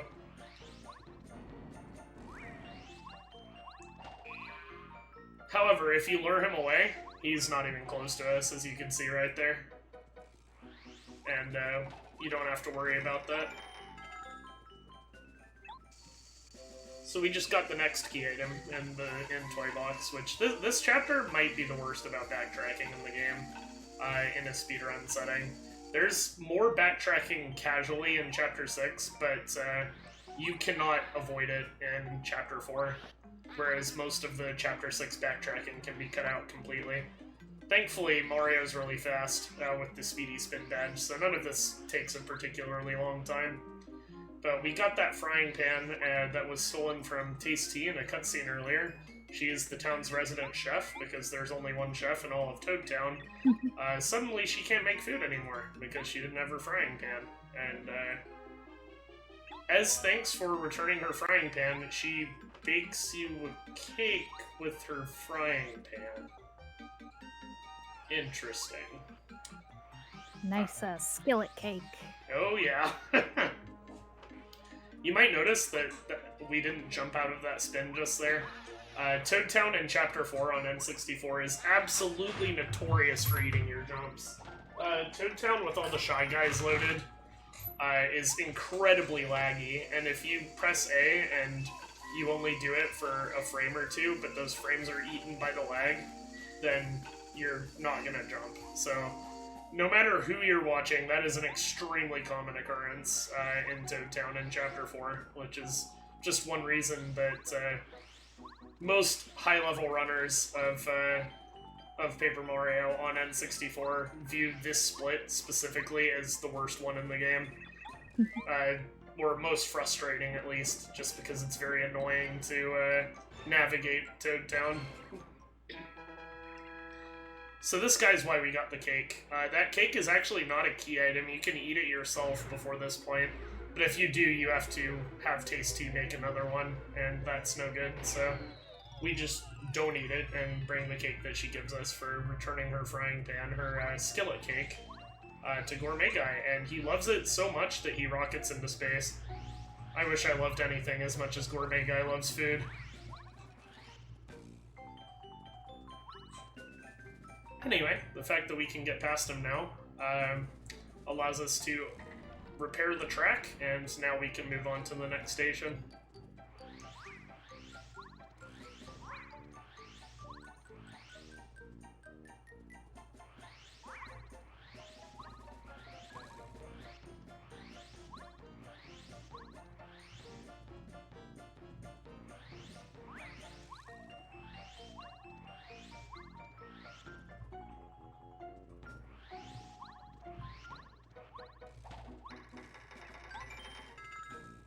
You might have noticed that during the Peach cutscene, on the third question that Bowser asked us, we didn't menu down to select the item that was one of our choices. That's because in Glitchless we don't need it, since we already know the answer to this puzzle. Yeah, the only reason you would need the key item from Green Station is if you didn't know which order to hit these blocks in. Thankfully we do, so Green Station is as fast as getting off the train, hitting the blocks, and then getting back on the train. Yeah, otherwise you have to go through a couple rooms, use Bo's ability, defeat some Shy Guys, but it's the same every time. Yeah, and fortunately for the Glitchless rule set, there is no story trigger for actually obtaining the solution to that puzzle, so we don't have to worry about it.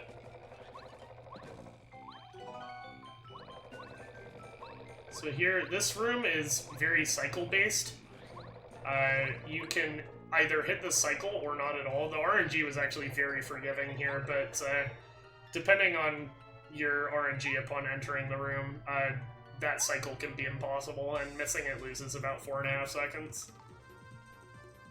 So this guy is a notorious run killer because of the mechanics of this fight mean that you cannot damage him with your partner attacks because you need them to hit the lantern. This is also Goombario's one use in the entire run. Entire game, yeah. You cannot only hit the lantern once and then hit Lantern Ghost. You have to hit it twice. And the reason we ate the Vulture was actually for RNG, because this guy is 40 HP and he can 4-cap us.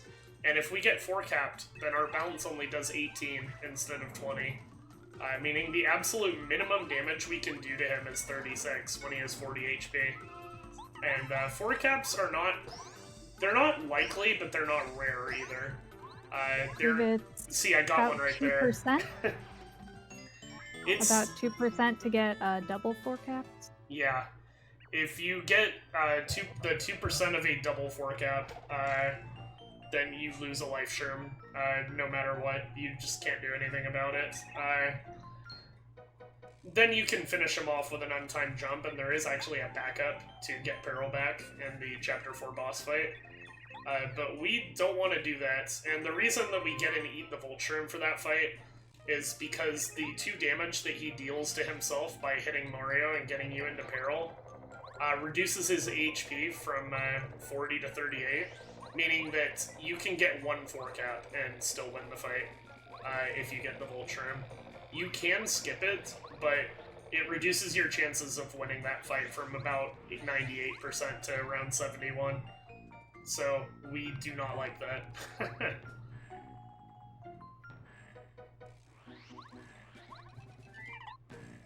Anyway, there was no issue. He did 4-cap us once, but since it didn't happen twice, there's no real worry about that. The backup for on this route for getting double forward and losing a life shroom is rather extensive. You have to upgrade Watt in that case, which we wouldn't normally do on this route, and that loses about 3 seconds due to the cycles in the platform room. And then in addition, we have to let General Guy's minions hit us on the first turn, which also loses a bunch of time. But there's no other way to get Peril back to quickly defeat this boss, so you're looking at a rather extensive backup if that actually does happen. But it is like continuable. It just sucks. And the reason that we have to upgrade Watt if that happens is twofold. It's one, because if you don't, she doesn't do enough damage to this wave to get us back into Peril reliably. So we need that, first of all. We need that extra point of damage. And then the fight, if you don't upgrade Watt, is actually the same odds of passing as the Lantern Ghost fight. Upgrading her increases our chances of winning from 98% to 100%, roughly. And you might be wondering why we don't do that all the time. It's just not a big enough deal to upgrade her unless we lost our life shroom to Lantern Ghost, which in this case we didn't, so we have no reason to do this. And that reroute to this play was actually found somewhat recently. Yeah, that's true. It saves like 3 seconds with some RNG that can save an additional second if you get really lucky. And you might have noticed that we used Starstorm just now. That's the 3rd Star Spirit power that we got from clearing Chapter 3, and it is one of the few that we use at all in Glitchless. It is extremely powerful because it does 7 damage to every single enemy on screen, in exchange for 2 units of star power, which is the currency, quote-unquote, or the resource for that type of attack. Pretty cheap for this early in the game. Yeah, it's absolutely incredibly powerful, but the drawback for speedrunning is that it's just very slow.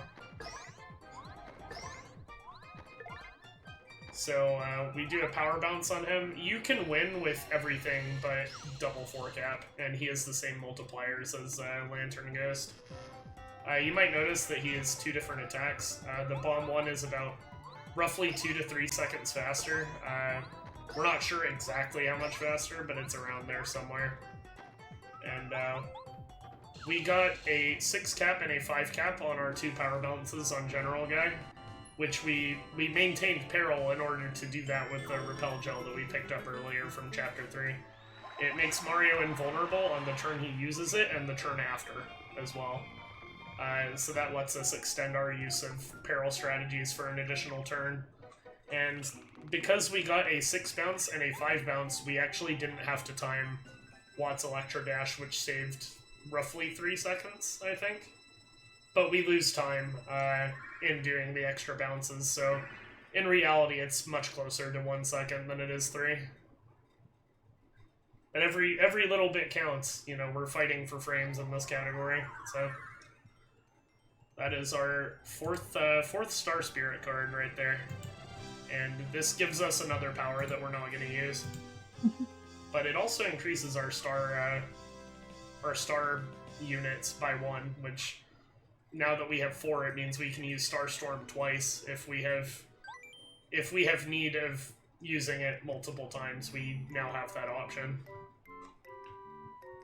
Yeah, every turn in battle recharges your Star Spirit gauge just a little bit.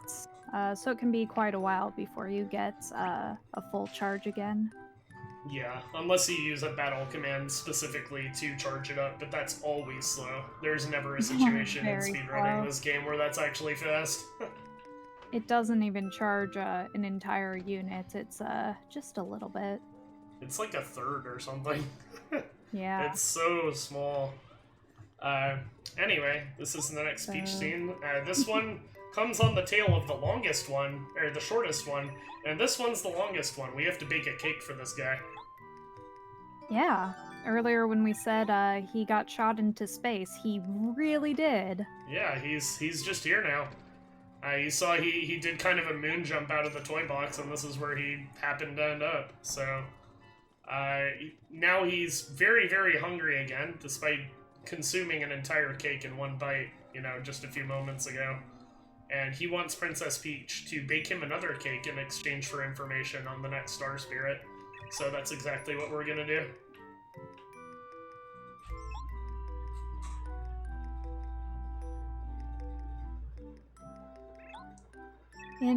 In casual play, this scene can be pretty funny. You can just make him a horrible cake of water and cleanser and raw eggs. You can make whatever you want, but he only accepts a cake baked in a very specific way. But you can poison him if you want to. Yeah.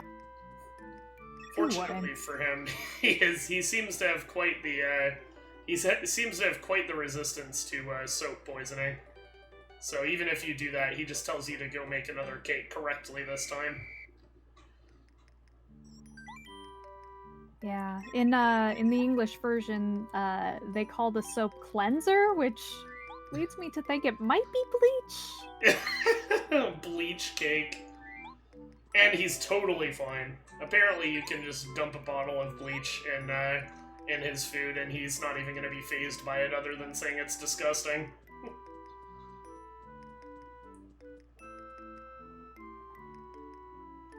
He has a greater reaction to having a nice, delicious cake than he does when you pour a little bit of cleanser into it. Yeah, he really does. So, for this segment, we have to let the cake bake for between 23 and 36 seconds. 36 seconds is incredibly slow. You'll notice that we split early over here. That is for the sole purpose of making sure that we get exactly 23 seconds, because we don't want to waste any time waiting around. So we do that, we wait for the audio cue, split early, or some people have dedicated splits to this, and then we take the cake out at exactly 23 seconds, if possible. Yeah, if you get that even just a bit too early, you end up having to do quite a bit of this over. And that is not fun. Yeah, you have to rebake the cake, retop it, bring it back out. Yeah, when you fail this sequence, however you happen to do so, you start over from the step that you messed up.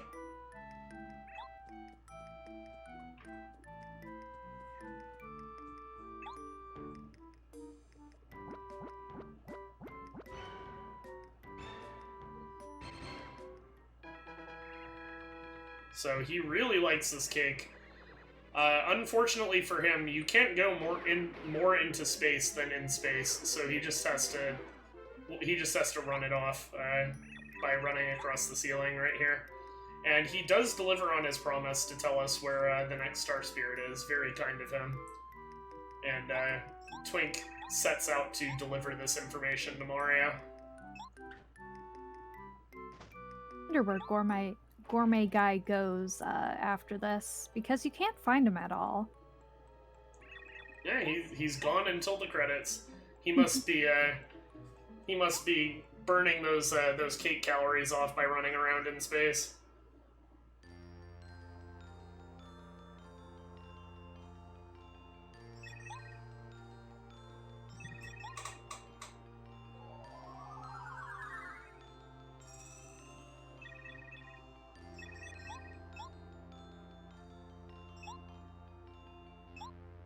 And your Twink is starstruck, so to speak, by seeing one of the great star spirits in person. Oh yeah, he gets really excited about that. It's really cute. So then he gives you the information. Turns out the next Star Spirit is held on a remote island, and fortunately there's a giant tuna that is willing to take us there, should we hear what ails him.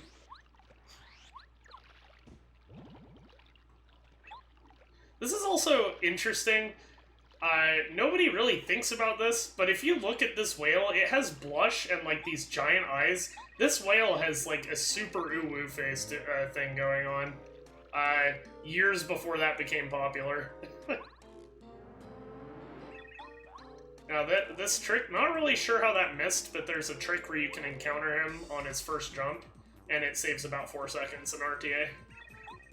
Unfortunately, we missed that, which isn't really a big deal. The run is 51 seconds ahead at this point, but it hurts just a little bit to miss that. We use another Volt Shroom here because we want him to hit us into barrel, which means we have to unblock 3 attacks. The reason we use the Volt Shroom is so that he doesn't take any of our commands when he hits us. Normally, if you don't block one of Fuzzipede's attacks, he removes one of your battle commands, and if he removed jump, that would be very, very inconvenient for finishing off with that Mega Rush boosted power bounce. And as you can see, he actually capped us right there at 4. This doesn't actually matter, but a nice side effect of using that Volt Shroom to make sure that he doesn't take boots is that even if you get 4 caps, you don't have to use Watt's attack on him on that turn, so it saves a fair bit of time too, in the event that you get unlucky.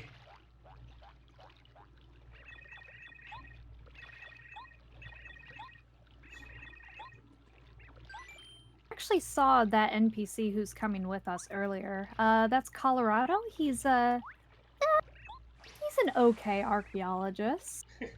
Okay archaeologist, terrible husband. He never tells his wife where he's going or what he's doing. He just leaves her at home. Or even if he's going. Yeah. So also, oh, sorry. Oh, that's okay. We saw him earlier in Chapter 2, a couple of times. He was investigating the archaeology of the Dry Ruins. And the myth, I suppose, and now he's interested in a treasure inside the volcano, which just happens to be where the next Star Spirit is held. So he kind of acts as a second partner for a little bit. A useful one, but... he's there. His job is mostly to lose us time to dialogue when he gets attacked by enemies and has to free himself. He actually berates you for not helping him out both the times that this happens.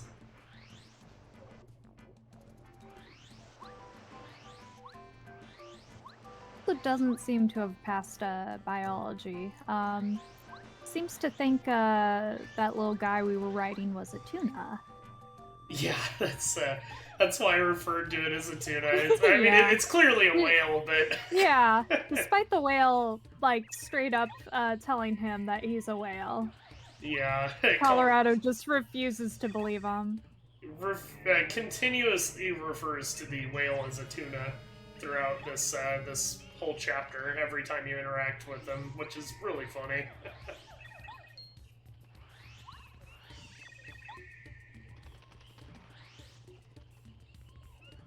So, we haven't, other than what, we haven't gotten a new partner for a while. We kind of glossed over her because she's not all that useful.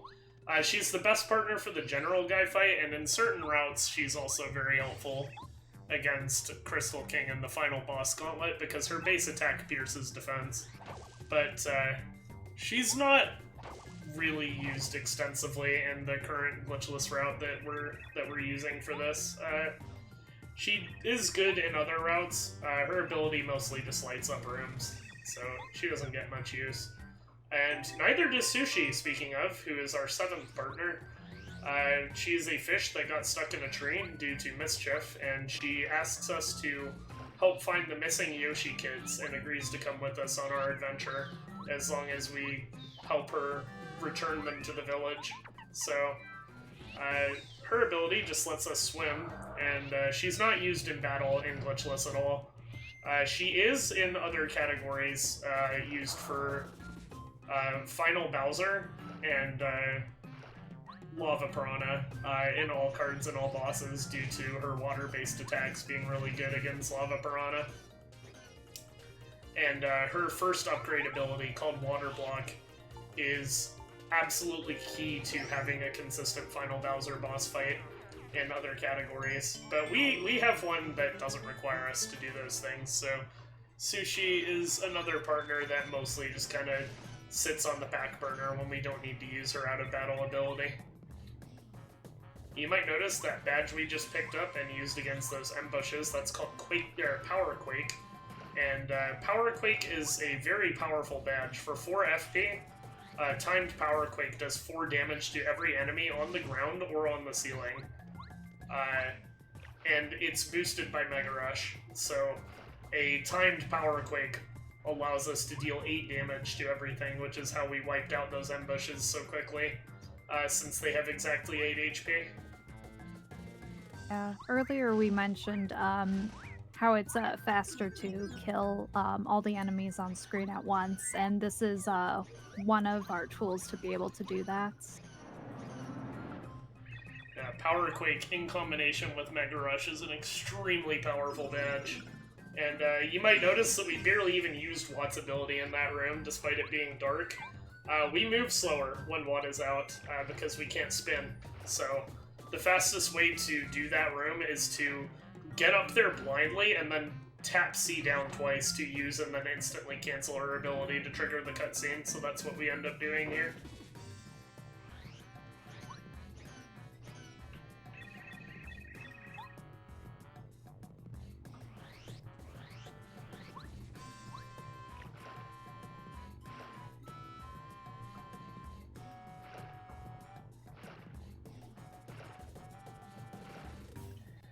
The jungle is rather notorious for being a run death spot. There are a lot of really bad things that can happen to you in here. Fortunately, none of them did in this run, but it's very easy to lose your life shroom, assuming you still have it, because you have peril, and there are several enemies that can either first strike you, or they can, or they're really hard to run away from if you accidentally encounter them. It is very easy to lose 10 seconds, or even die, if you're not very careful moving through here. There's also a soft lock earlier in the jungle, isn't there? Yeah, the There ambushes. is, yeah. Right. If you interact with them from the wrong spot, say goodbye to everything you've done since your last save.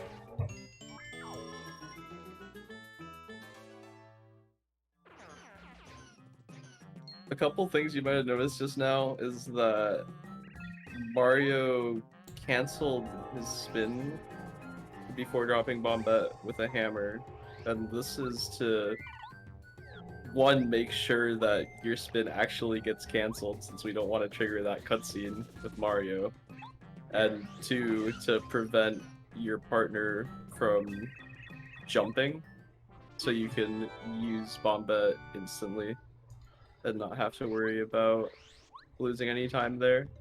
Yeah, canceling your spins with a hammer is a slower but more precise way to space yourself. And it, like Lopez mentioned, it prevents your partners, your grounded partners, from getting stuck in the air when you're trying to use their abilities. So there are very few situations in a run where that's actually useful, but when it is useful, it's kind of a lifesaver for your time. There are also some lengths where sometimes hammer canceling, it doesn't lose time over jumping out of your spin, depending on the spacing. It just usually does, but not always.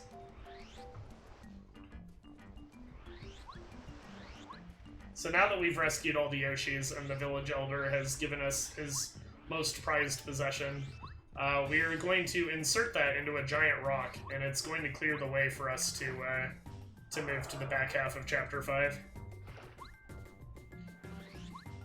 Now, there's still a little bit more jungle to go, but the dangerous part of the jungle is basically over at this point. You might have also noticed that we got another fright jar from that tree, unfortunately. We're in the middle of trying to route that out, but it's very difficult to for reasons that you'll see in Chapter 6.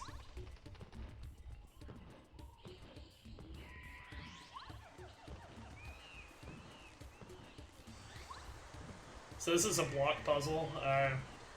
The reason we're doing this is to push the we're pushing the blocks onto all the necessary spots so that we don't have to run around the room pushing blocks onto water spouts. We just do everything on our first path across the room, and that saves a bunch of time.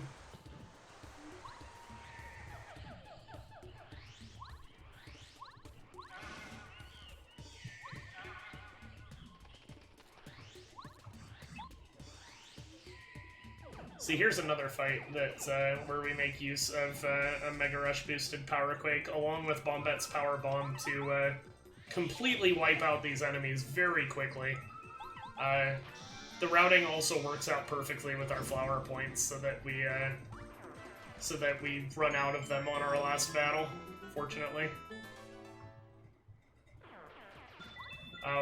You can see how we jump down there away from that fire flower, because we do not want that thing screwing up our menuing. It's the same situation as with the honey syrup earlier, but the fire flower tends to be much more avoidable if you're paying attention, whereas the honey syrup tends to just drop right on top of your dome.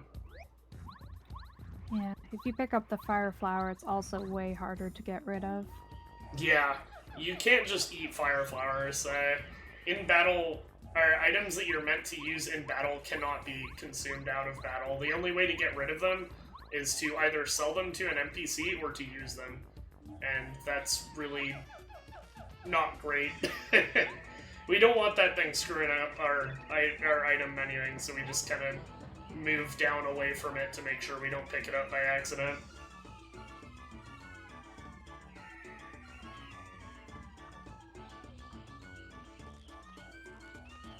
We're talking to Raphael the Raven, the guardian of this island, telling all of his little ravens to help us get across. Yeah, so we tell him that we need to get into the volcano, and he's like, hey, I know how to do that. So he just tells us to follow him, and this is a good minute and a half, 2 minutes of cutscenes, roughly. It's a pretty good place for runners to, you know, take a mental break from the action. Yeah. Or read donations, in a marathon setting. Yeah, anything like that. There is one important thing that we get from him near the end of this cutscene called an Ultra Stone. You might have noticed that when we've hit upgrade blocks, actually I think we've only hit 2, but when we hit the one to upgrade Paracarry, Bombette was grayed out, and that's because until you hit this cutscene, which is actually skipped in pretty much every category except Glitchless and 100%, he gives you this item called the Ultra Stone, which allows you to upgrade your partners again, which gives Paracarry access to even more power and the very powerful mob attack air raid, which is what basically the only thing he was missing as a partner up to this point was multi-target attacks, and he gets an incredibly powerful one the next time we upgrade him due to getting this stone. It's basically just a power bomb that hits everything instead of just enemies on the ground. It's slightly weaker than an ultra rank power bomb, but for our purposes that doesn't really matter.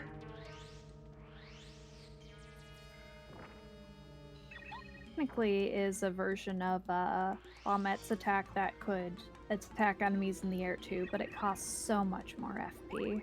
It is extremely hard to justify using Mega Bomb for 1, the extra upgrade on Bombette, 2, the FP costs, 3, it is much slower than Power Bomb. It's cooler looking though. Oh yeah, every time you use the more costly bomb, she explodes much more brilliantly. Oh yeah. And actually her explosions in the overworld change depending on her upgrade status too. Ultra rank Bombette is very, very, very flashy, even in the overworld.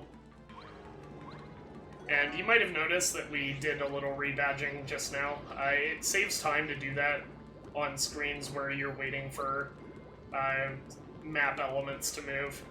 And all that rebadge was preparing us for the Chapter 5 boss fight. We took off Power Quake since it's not useful against him, and we equipped Ice Power, which is very, very useful against Phase 2, and actually makes a one-turn kill possible on Phase 2 of the Lava Piranha fight, which will... this run didn't get it, but we'll talk about it when we get there. It's a very important pace setter for glitchless runs. You'll see in the room that we just did with the pushing the 3 blocks. After we push the 3 blocks, we kind of just fall down into the lower level. You can do that immediately, and it's just as easy as holding down. But when you come back, you'll see that the puzzle has completed itself. And so you can't do that before you push all the blocks there to complete the puzzle, because that skips the story trigger and is banned in glitchless. Yeah, so that's why that we solved the puzzle, even though we can just skip it with a well-timed jump. We have to do it to avoid breaking our own rules, since that puzzle is a puzzle and not a flag. Or it's a story trigger and not a flag. There are both types of things in Paper Mario, but the difference isn't really important in glitchless, other than you can skip flags, you cannot skip story triggers. So it doesn't really matter to understand a glitchless run, but it's important to the routing of the game that you can make the distinction between the two.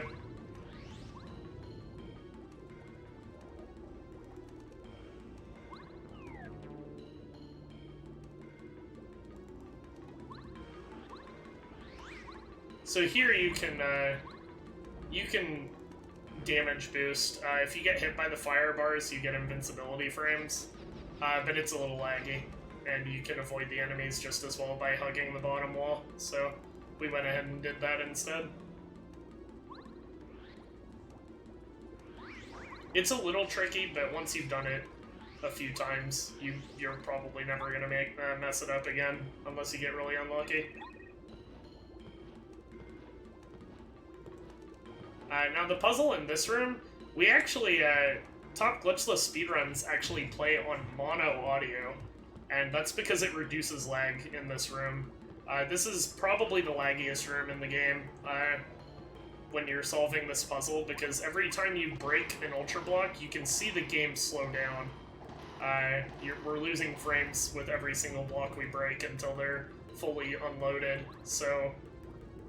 we play on mono because that reduces the lag by just a little bit. And here's a cutscene overlap. You can hit that heart block while Colorado's talking to you, and it saves about 2 seconds. But it's somewhat precise to execute. And now we're gonna head into the Lava Piranha fight. And we actually picked up the free Thunder Rage from Shy Guy's Toy Box, the one that was supposed to be guarding the chest, specifically for this fight. And this is also maybe the biggest reason that we gave Parakarry Ultra Rank at that super block, was so that we would have access to the option to Thunder Rage Air Raid on turn 1. That eliminates the Lava Buds, so that they're not a factor in this fight, while also doing a lot of damage to the main body of Lava Piranha. This guy also does, he's a lot more threatening when the buds are active, but he does 5 damage just like Junior Chirpa when they're not. The Chapter 3 Junior Chirpa, that is, which means we have an easy Peril Minute by blocking one of these 2 attacks. And now that we're at 1 HP, we can finish off Phase 1 with a Mega Rush boosted Power Bounce. Lava Piranha is the first boss that can 3-cap you in this run that you would be using Power Bounce on. On Lava Piranha it doesn't matter, but on later bosses, it's like a 2% chance to happen, and it loses you a whole bunch of time. And we're actually aiming for a 6 bounce. This is the highest bounce that you need in glitchless ever. If you get it, it saves about 15 seconds overall in the context of the run. However, we only got a 4. So this split has like a 15-second or like a 17-second variance just based off your RNG, and then but if you get lucky, you lose about 2 seconds in the next split. and the cap that you get determines what you do on turn 2, should you not get the 1-turn kill. So that's somewhat unlucky. It's a major pace setter, you know, remember, we've been talking the whole time about how saving frames is the most important thing in a glitchless speedrun, and this is an RNG element that straight up can cost or save you 15 seconds. It's a very, very big deal, and it comes pretty late in the run, too. Otherwise, you have the Colorado's cutscene to worry about, and the very slow lava bud, quote-unquote, attack. Oh, yeah. So, those animations and the extra Colorado cutscene are why that loses so much time.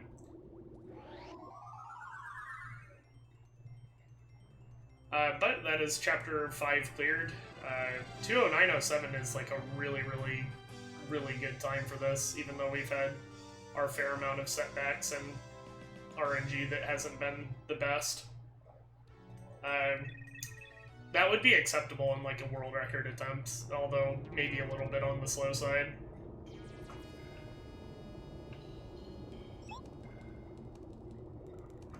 And, go ahead.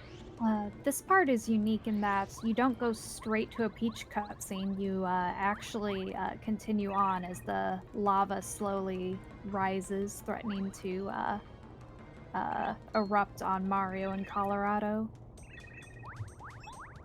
And Colorado, he's demonstrated himself a few times to not be very wise, and another instance of that is right there where he just jumps right in the lava.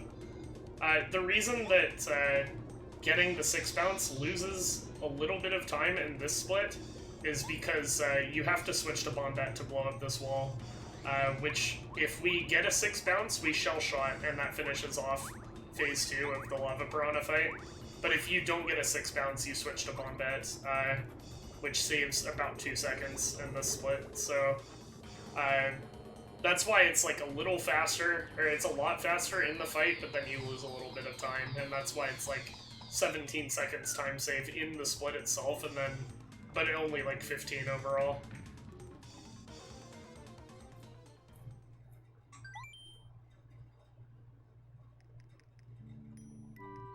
And the Peach scene, like Morning mentioned, doesn't actually take place until after the volcano escape sequence has taken place. Very reminiscent of older Metroid games.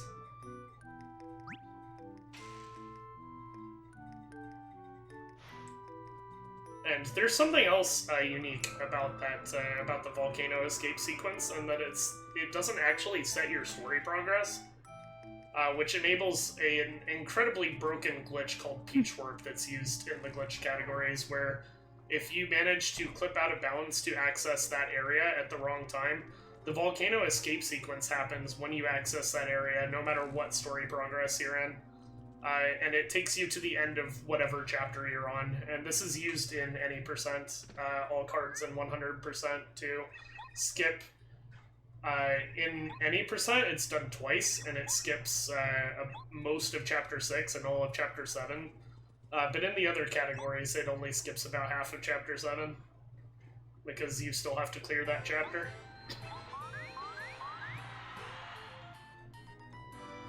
So Peach has found herself in the middle of a quiz show. They've agreed to not turn her into Bowser for sneaking out this time, if she helps them with their show. You honestly can just press A constantly and you will win the quiz show. But we don't although, want that. No. If you win, you get an extra prize, which, loses a little bit of time. So we tie the quiz show on purpose to ensure that nobody gets to have any fun. But they still choose not to turn us into Bowser for doing this, because they like to keep their word, even though we ruined their fun. And, in fact, we even get a consolation prize that you get no matter whether you win the quiz or not. Peach actually has her own inventory, which always comes into play with the item we just got, the Sneaky Parasol. But she actually has a way to deliver items to Mario that she has in her inventory, except for the parasol, by placing them in a certain chest in the castle. But this isn't actually used in any speedrun except for the glitchless 100% category. But that parasol will be useful for what comes after that, or for what happens in the last playable Peach scene. Here, Colorado is sad because he didn't get to throw away his life to maybe get some treasure. Relatable. Relatable. I feel you, man, Colorado. I'm sorry. He goes into kind of a funk over it and walks away very slowly. And once he's off screen, we get to play again. We're going to do a rebadge for the next Junior Troopa fight and for the beginning of Chapter 6. And we are also going to switch to Paracarry and grab that Jam and Jelly. All things that'll be useful in the very near future. But what Colorado doesn't know, but we the player know because we saw the cutscene, the treasure chest that Colorado was after actually just landed here in the middle of the jungle, so we go and collect that to... The wooden chest survives the volcano explosion. Very fine craftsmanship on that chest and that vase. So, the item that he gives us is actually the 4th magical seed that we were talking about an hour ago. That the lets seed us... Colorado deems is useless. Yeah, the useless seed. Actually incredibly vital for us to continue our speedrun here.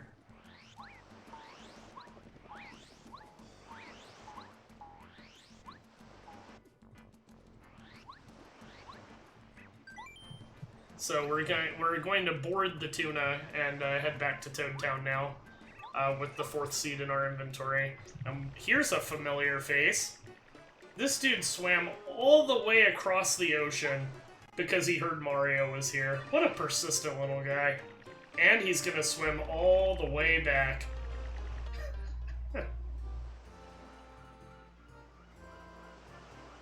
This cutscene's kind of funny. I love that wonky seagull. What do you call him, Lopez? Ezekiel? We call him Ezekiel around here. Yeah. No animation. So Nice good. plump. Never change.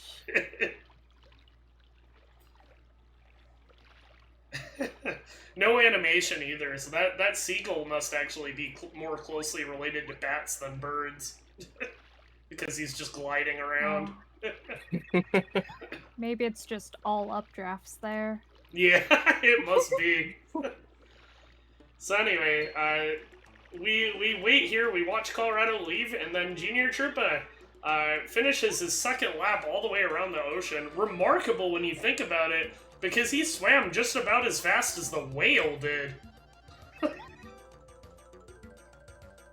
Unfortunately, At what cost? yeah, he tires himself out, and he starts the fight with half of his HP.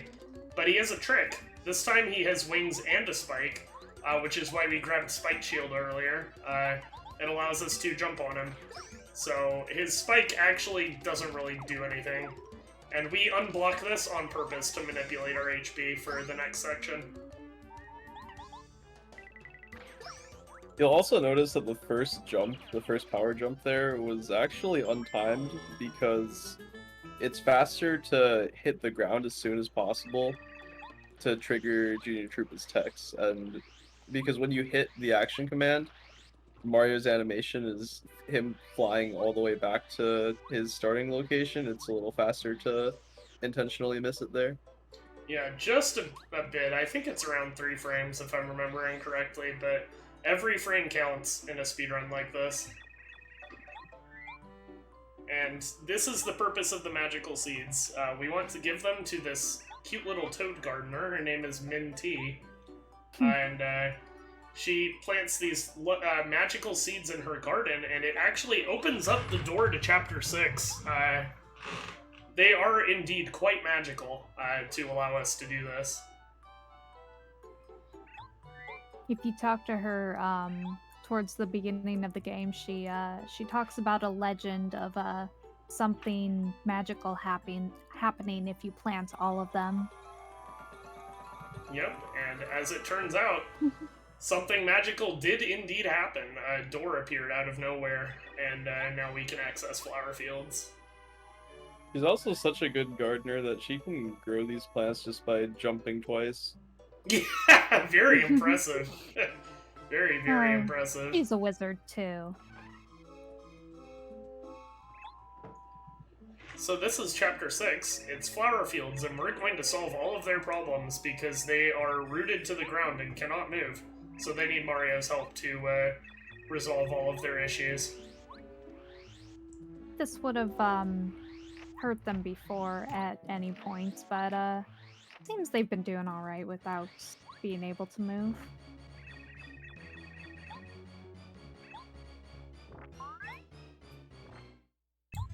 So the structure of Chapter 6 is separated into two parts. There's the first part, which is resolving all of the problems in flower fields caused by the Chapter 6 boss. Here's the other use of the Fright Jar, by the way. This sucks that we have to do this. These moles only have a 50-50 chance of running, so it going perfectly is actually very unlikely. You can see my arm cramped up there. A little bit of foreshadowing for what's going to happen later. That's a very hard mash. No. It's one of the harder mashes that's possible to 100% in Glitchless. So we scare them all away, and you'll notice that that was the only use of airlift. We airlifted the other one away. This is to control our experience points so that we level up exactly when we want to.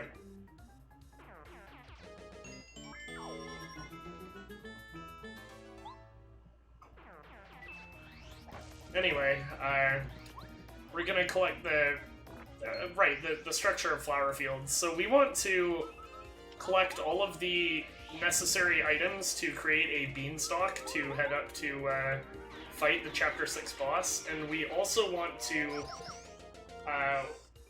well, the first part is basically just doing that. You collect the items necessary to grow the beanstalk, and then the second half is actually doing that. So the first thing we do in order to accomplish that goal is we come here and we beat the tar out of all these moles using Untimed Power Quake in Peril. This is why we didn't block that Junior Troopa attack. And we combine that with Air Raid, which makes very quick work of these moles. And she gives us the first item that we need for this, which is a magical, another magical seed, funny enough. But this one looks more like a bean. So we get that from her, and the berry that we got from that tree, we got for a very specific reason. Flower fields, we mentioned earlier during Chapter 4, is the most backtracky part of a Paper Mario Glitchless run, casually. And part of the reason is because these paths are actually blocked off by these flower gates, and you have to appease them by giving them berries that they like to eat in order to continue moving through the chapter.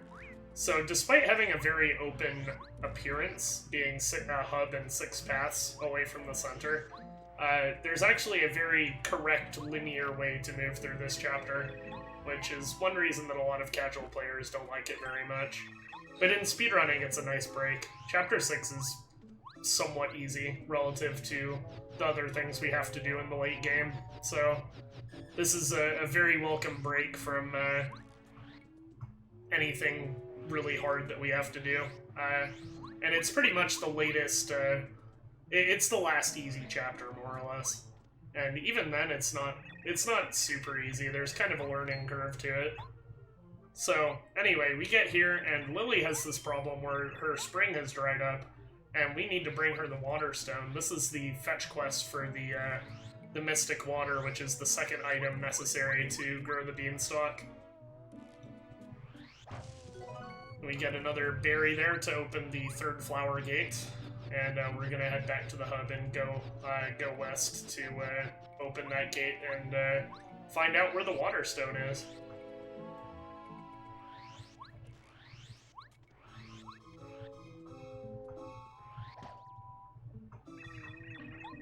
So this is kind of cool. This is a part of the game where normally we would use Starstorm, but this has actually been routed out recently. We only need to grab that shooting star, and despite it looking really slow to grab that, Starstorm is so slow that it is faster to do that by a little under a second to obtain and use that shooting star instead of Starstorming, which is absolutely mind-boggling. And now we're able to take out this fight with Air Raid combined with the shooting star that we just picked up to defeat them all at once. And the reason... It also makes the menuing easier on that fight. Yeah, that's true too. There's less room for human error in the menuing, since the shooting star is just mash A. And the reason that we switched to Paracarry, despite that taking a little extra time, is because the shooting star pierces defense.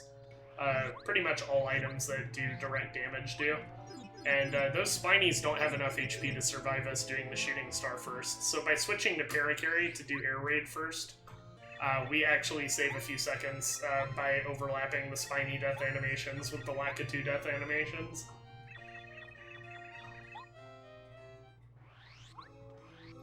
So that flower has the water stone, but is so entranced by its beauty that despite Lily literally needing it to survive in any capacity, she demands you go get her something even more beautiful.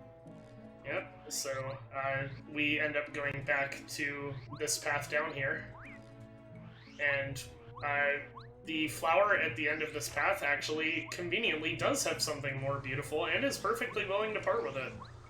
She also gives us the fertile soil, which is one of the other items necessary for creating the beanstalk to challenge the Chapter 6 boss. So she just gives those things to us. She's really the MVP of Chapter 6. She gives us one of the items for free, doesn't even ask for any help, and gives you the other item just because it'll help Lily survive to get the water stone back. So Posey is actually kind of the best character in this chapter because she's so altruistic about saving flower fields that she's willing to put aside personal gain in order to make sure that everyone gets to survive. So now we have the water stone, and we're going to go back and place that where it rightfully belongs.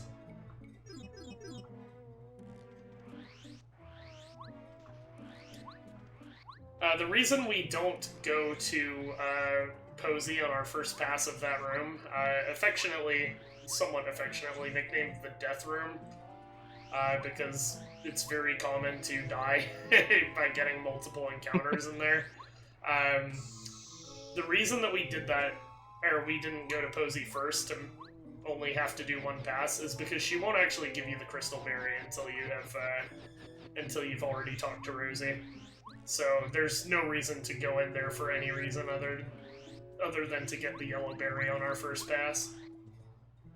Which is the only piece of unavoidable backtracking in Chapter 6 is as a result of that.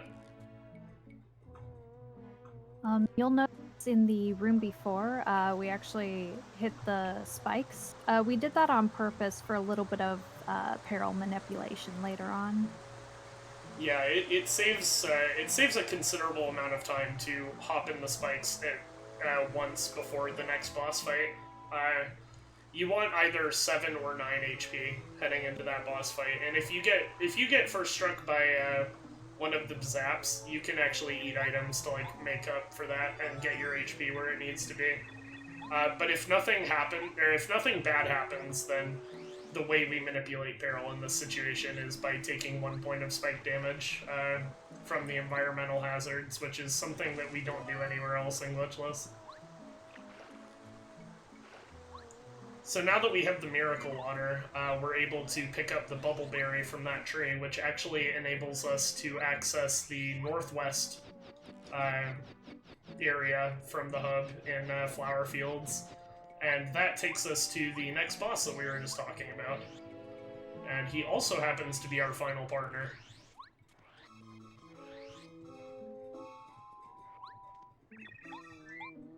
You have to, this works a little differently. There's no gate. This plant will just blow a bubble for you to ride to the other side in exchange for a single bubble berry. And there's only one other way to cross it, and it's with Lackluster's ability, who we don't have yet. That bee's kind of dangerous. Occasionally, if you're unlucky, he will see you before you break out of the bubble. And if he does, it's basically impossible to avoid an encounter there. Fortunately, him first striking you and actually causing routing issues is very rare. But it is quite annoying to get an encounter that you can't do anything about.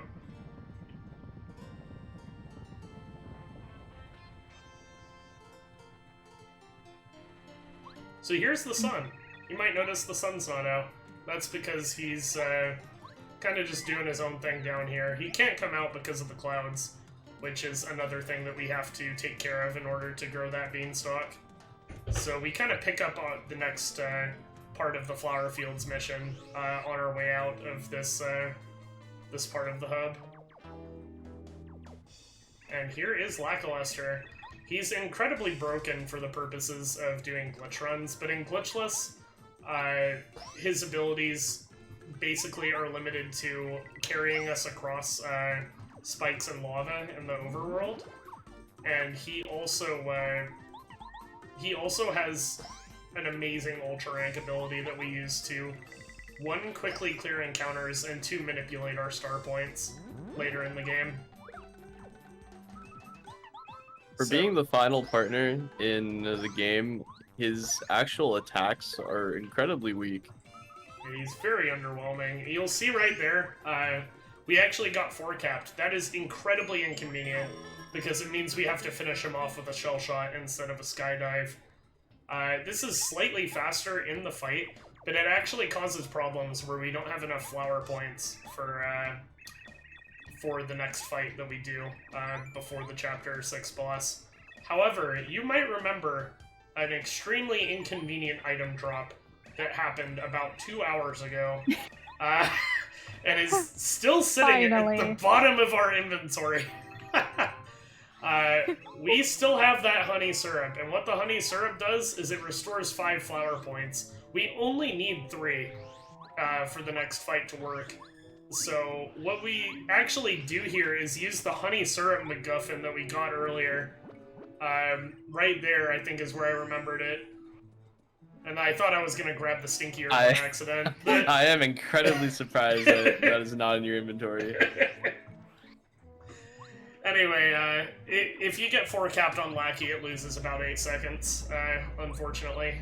We lost a little less than that because we had the honey syrup from Chapter 1, but normally you have to grab that stinky herb right off the vine and stomach it somehow to get your flower points back.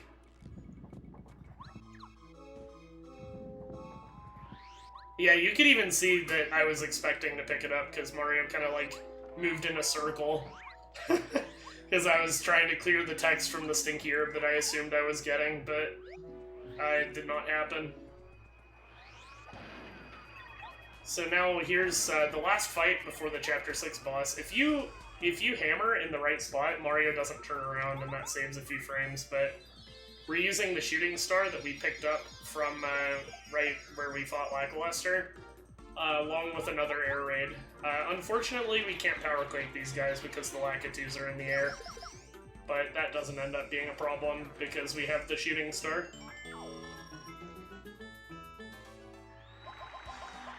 And here's our first and only HP upgrade, all the way near the end of Chapter 6.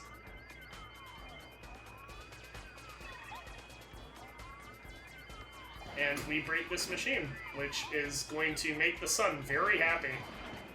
Also, switching to Lackluster before breaking the machine saves a few frames, evidently. Which is why I did that. So now the sun is pogging, because it means he can come out. And now the conditions are right for us to grow the beanstalk. We have the miracle water, we have the magical seed, and we have the fertile soil. And by planting those in the correct order, we can gain access to Cloudy Climb, which is where the boss is waiting for us.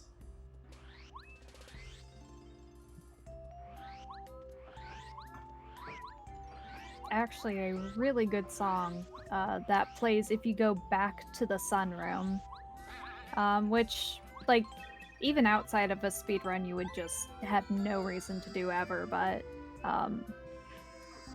just an absolute banger. Yeah, there's a great song that plays if you go back there. Chapter 6, despite the flack it might get for backtracking, actually has some of the best music in the whole game. Oh, yes.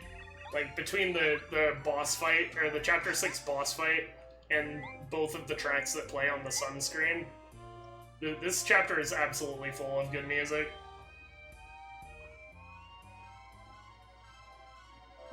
This is another excellent time to read donations, or for the audience to take a bathroom break.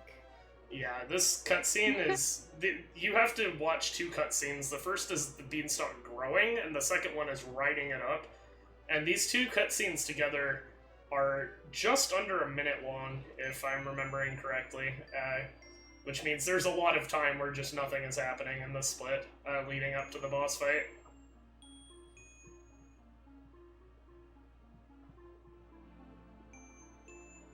Yeah, combined they're quite a bit, and unfortunately you do have to move in between them. So Yeah. you can take a bathroom break here as a runner during the first cutscene, but you do gotta be fast. Yeah, you have to be really fast and have hand sanitizer on hand. So, we've been talking occasionally about how the Power Bounce and Mega Rush combo completely deletes the bosses. We left a little something out, actually. This is actually a 3-badge combo. It's just that the third one isn't available until Chapter 6, and we're about to pick it up right now. And this cracks the game wide open. Oh yeah, that badge is called Super Jump Charge, and it does exactly what it sounds like. It charges up your next jump attack. And the reason we would want to do this is because we need to wait, normally, in these boss fights for the boss to put us in peril. With the Super Jump Charge badge, we can use those turns to charge up our eventual power bounce on the enemy, which results in absolutely obscene amounts of damage coming out on a single turn. And this is used against both Huff and Puff and Crystal King in order to skip their mechanics, because this is the point in the game where the chapter boss mechanics start to get a little more complicated and difficult to deal with. But by defeating them in a single turn using the combination of Super Jump Charge, Mega Rush, and Power Bounce, you end up not having to worry about any of their mechanics at all. As you can see there, we block and unblock and take a specific amount of damage from the wind attack, specifically so that we can get in peril. And we managed to survive this because we equipped Damage Dodge from Chapter 2. And as you can see, Huff and Puff just took like 54 damage in a single bounce, which means Parakarry can finish him off with a Shell Shot. That unfortunately was a Power Bounce cap. You have like a 1 in 3 chance of getting 4 capped, but if that happens, your partner attack finishes them off. You can get 3 capped. There is a backup for Huff if you get 3 capped, where you can still kill him, but there isn't one for the Chapter 7 boss, other than praying you get lucky. So, generally speaking, someone who's doing a no reset is probably going to save before the Chapter 7 boss as a result.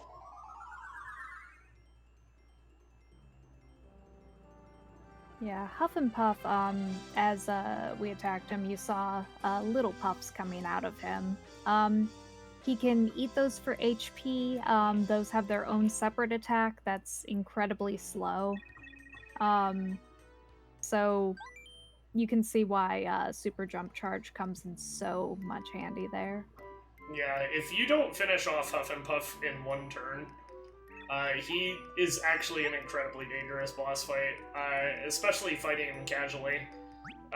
The only reason we're able to get through without too much trouble is because he's basically trivialized by Super Jump Charge.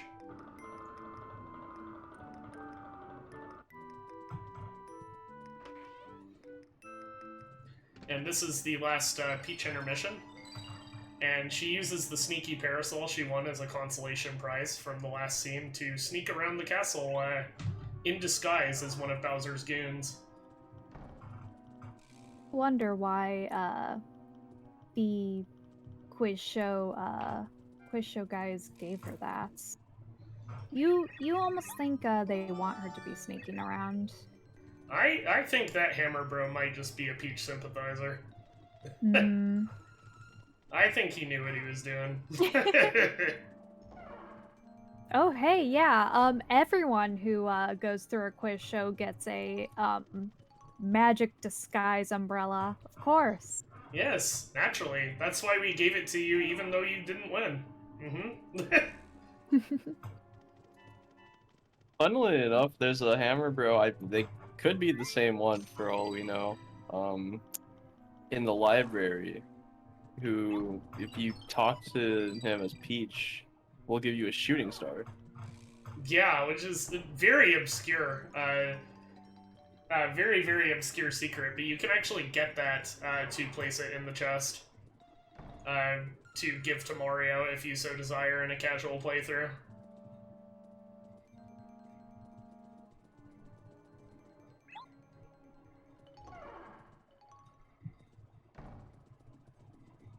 So this, fortunately or not, is the last playable Peach scene in the run.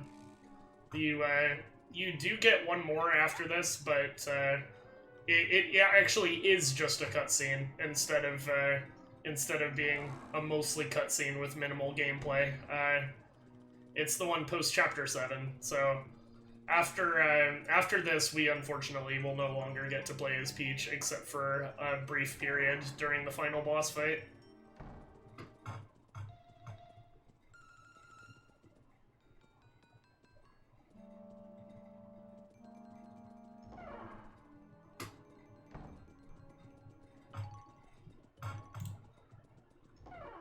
Here there starts to be hints that there's something big planned for the final boss. Something even more powerful than the Star Rod alone, but we don't know quite what. Yeah, they're preparing. Due to Cammy's observation, she's been spying on Mario the whole time. She started to get something prepared just in case Mario managed to save the last Star Spirit and come to the castle. So they're kind of getting ready for the worst case scenario right now at this point after you save the 6th spirit. Yeah. She realizes you are Peach due to smelling too nice for a club, huh? Yeah, that's, I imagine if the Clubba himself was present during that scene, he would have been very offended.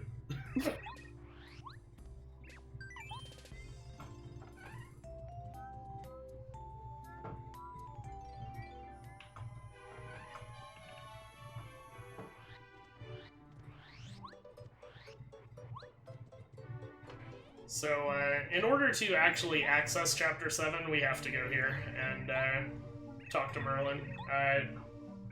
This little guy, Ninja, he actually unlocks the door in the sewers.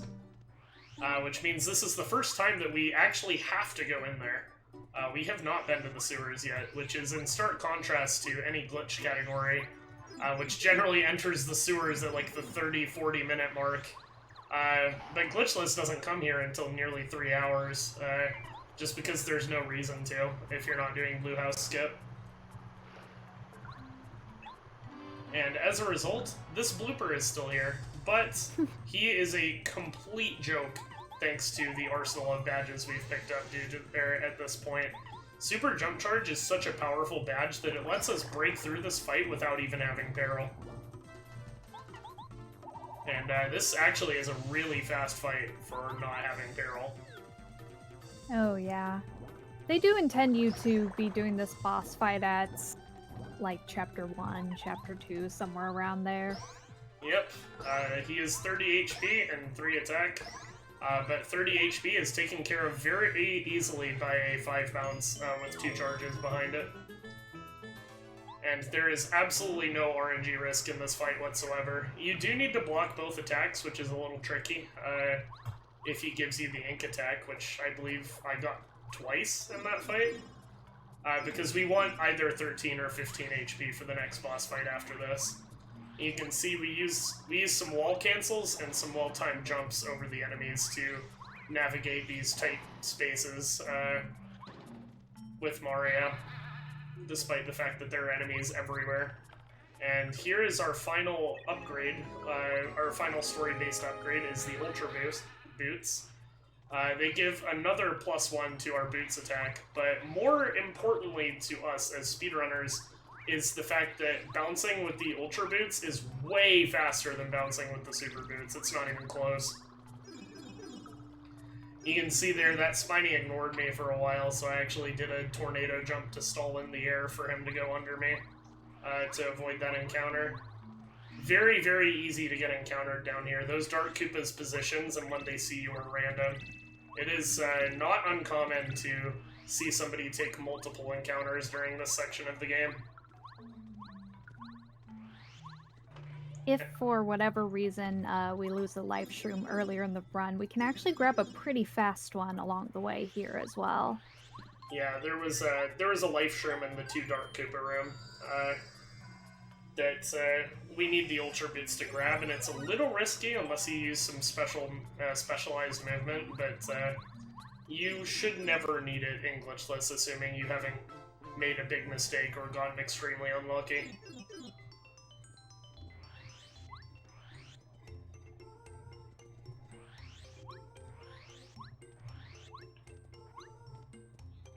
So you might have noticed that we got our Ultra Rank upgrade on Lackluster in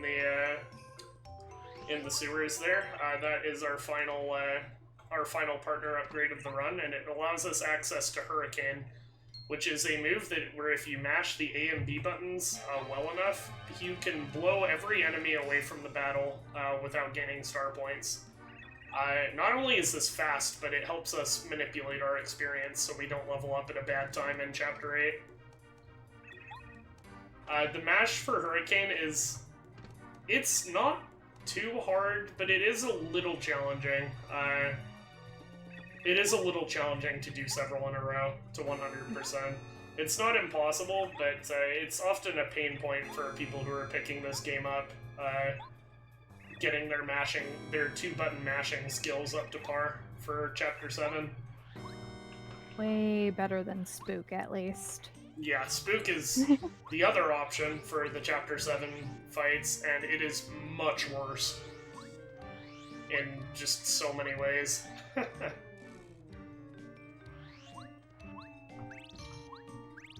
And there's Quizmo again.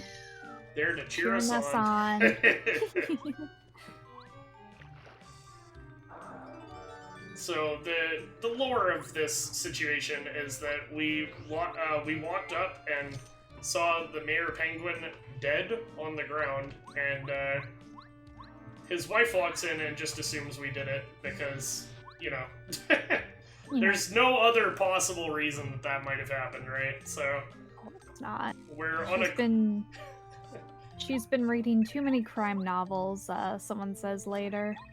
Yeah, written by this guy, actually. He's the author of those crime novels that she's been reading, and through various clues you can pick up that this guy is like the second most likely suspect or something. So you talk to him, and both of you set off to the mayor's house to resolve the mystery.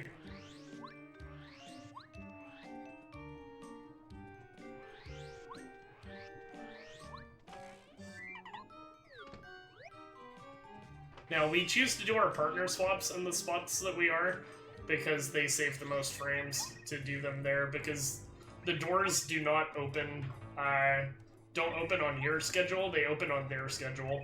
So, we might as well do our partner swaps while the doors are taking their sweet time getting ready to open. Anyway, as it turns out, nobody checked this dude's pulse. He is not dead. And his wife does a little volleyball spike in excitement right there. Yeah. You would think someone would have seen him breathing, but... You would think so, but nobody accused these guys of being very smart. Mario included, I guess. Mario included. So as it turns out, all he did was he was trying to get at something on the top shelf, and he fell and he bumped his head and passed out. So, yeah, he's just fine. He probably has a concussion, but, you know, nobody seems to be worried about the long-term health effects of that fall. They're just glad he's alive. So, now that you have his permission, you're allowed to leave town, and nobody thinks you're a murderer anymore. Little do they know. Little do they know.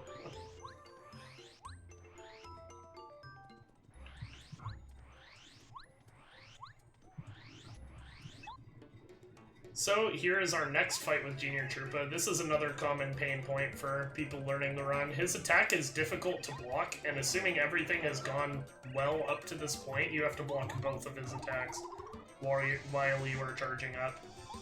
This is a very, very common place for even experienced players to occasionally die, because this attack is just difficult to block. But if you do, you have to block 2 out of 2 due to having damage dodge on, since he does 6, and then we can just unload.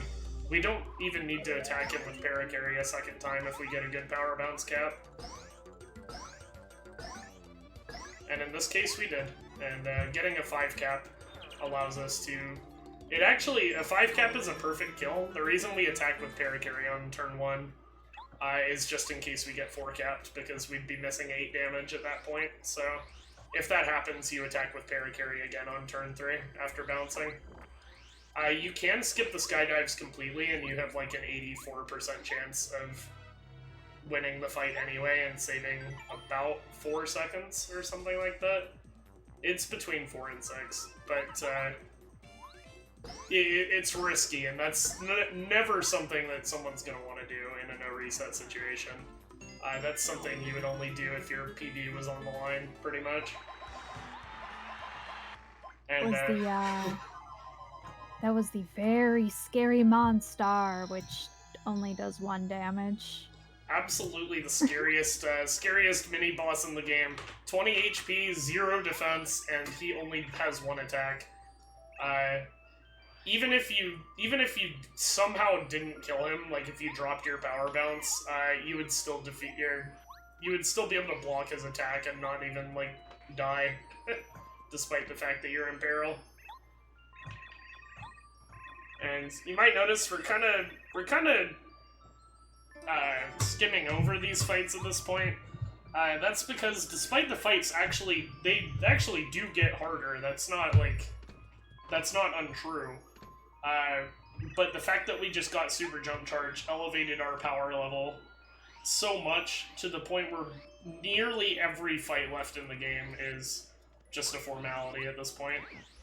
With the exception being Final Bowser. The reason we had to use the Fright Jar on the moles in Chapter 6 is actually so that we can carry Peril into Monstar. Because otherwise it'd be leveling up on Junior Troopa, and we don't see it in runs, but the Monstar's attack, although it only does 1 damage, it's as long as the Starstorm animation, Slow. and we can't be having that. Yeah, it is extremely slow. So that's why we wanted to, like Lopez said, that's why we wanted to get experience from only 1 of the 3 moles on the left side in Chapter 6. And that's to make sure that we don't have to fight Monstar without Peril, because that would be really bad. So we got a scarf from the shaman dude, and I think they're called shamans? I'm pretty sure that's what their species is called. He gave us a scarf, and then the Mayor Penguin gave us a bucket, and these 2 seemingly random key items actually open the way to continue through the chapter. The puzzle is just that we want to dress up these snowmen in the articles that they're missing. So we give this guy the scarf, and this guy the bucket, and they open the path for us to head to the back half of Chapter 7. The ancient bucket carried down through thousands of generations. Thousands of generations of Mayor Penguins.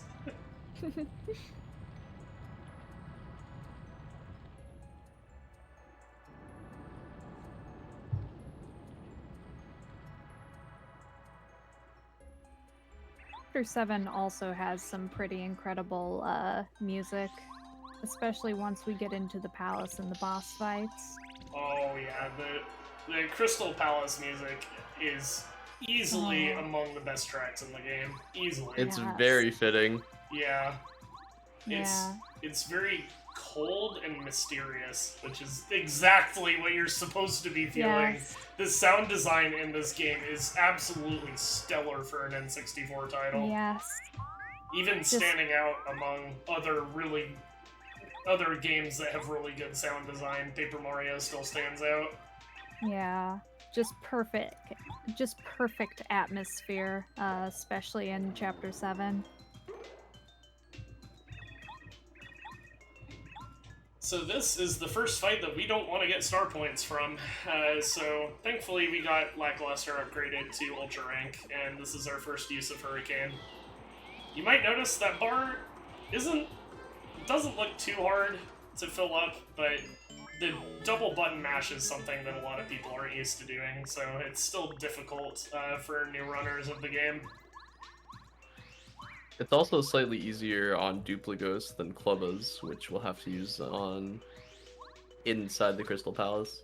Yeah, that's true too. Nice jump.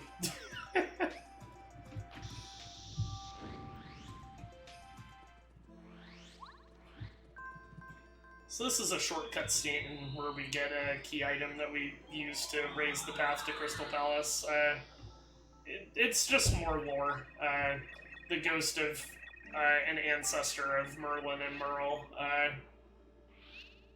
ends up talking your ear off, and just like in Prologue, Mario falls asleep because his attention span is honestly quite relatable. She's very long-winded, and then she's like, "Whatever, just take this."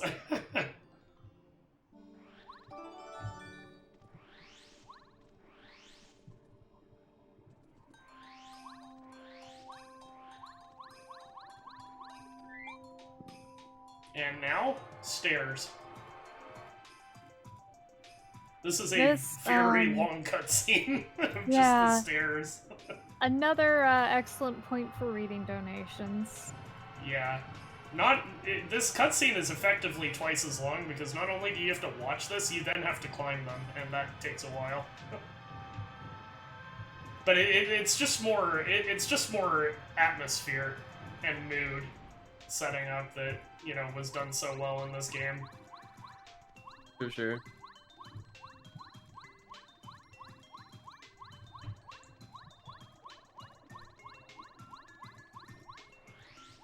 And this dungeon itself is, no pun intended, also one of the coolest in the game. It's kind of set up as like an ancient abandoned place of worship. Like an old cathedral or something, and used to honor the star spirits, and now it's kind of overgrown. Bowser set up his goons in here, and the place is it's so big, and it can be confusing for somebody playing this game casually. But the palace itself is actually surprisingly linear despite this. It has a nice mirror gimmick going on throughout it too, which we won't see it unfortunately because we skipped the second half, but it's also reflected in the boss fights. Oh yeah, the boss fight is really cool. Unfortunately, we're just gonna delete him, so we're not really gonna see the cool gimmick or mechanics of the Crystal King fight. But trust me, it's a treat. It's a really good fight.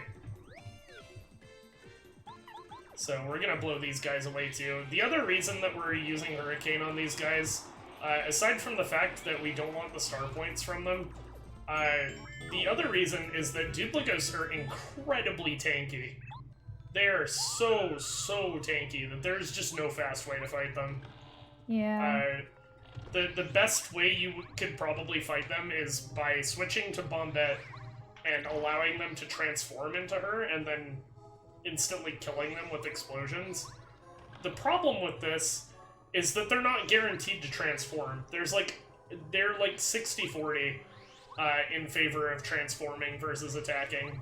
which means that you're highly likely to get at least one that doesn't transform and drag the battle on. So we really, really need Lackluster to delete them for us so that we don't have to deal with any long drawn-out fights.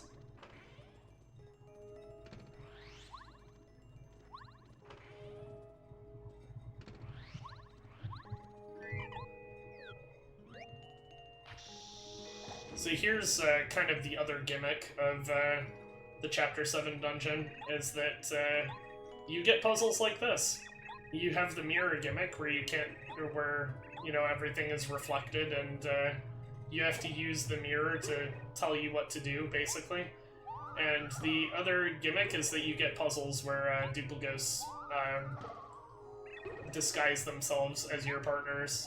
We saw that in the previous room where they were disguised as Mario and Bombette, and we see that here too, where they try to trick you into hitting the real Bombette with your hammer. If you do that, you end up in another fight, and we really don't want that.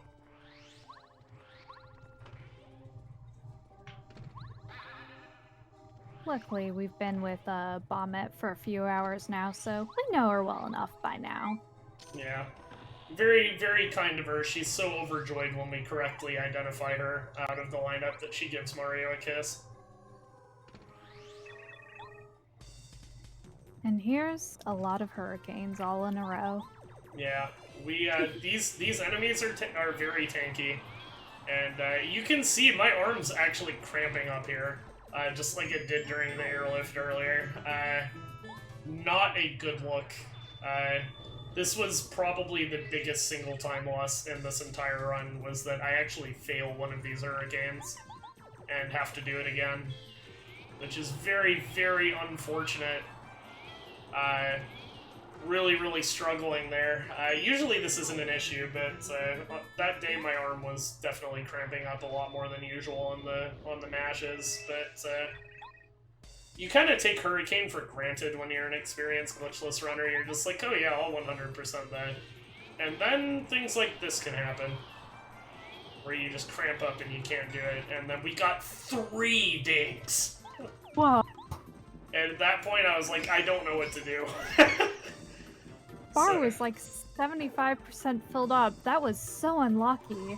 Yeah, a combination of a bad mash and a really bad luck led to having the Hurricane again. And I think I 100%ed this, but it was really close. So that lost about 20 seconds and was the biggest, like, single mistake I think happened in this entire run. And if you want a preview for what the spook route looks like, you can't 100% spook on those guys. It's basically impossible. So that happens a lot on the spook route. You simply have to pray to the RNG gods. Yeah, which is another... Oh yeah, I didn't know you could do that until I did that on accident. You can apparently jump while opening these doors. I completely forgot about that. I have no idea how you do it. We could use the Pape Scientists working on that one. Now this is the hardest puzzle in the game. You have to figure out which of these Coopers is the correct Cooper. And you notice the Duplicos on the right is actually floating above the ground. The others are properly attached to the floor, but that one doesn't really care what we think about what is proper, and he's just chilling, floating a couple inches above the floor. Cooper, however, is a utter coward. He doesn't give us a kiss for correctly identifying him, permanently rupturing our relationship with him. Unfortunately. Yeah, this is why he never returns in any of the sequels. Yeah, absolutely.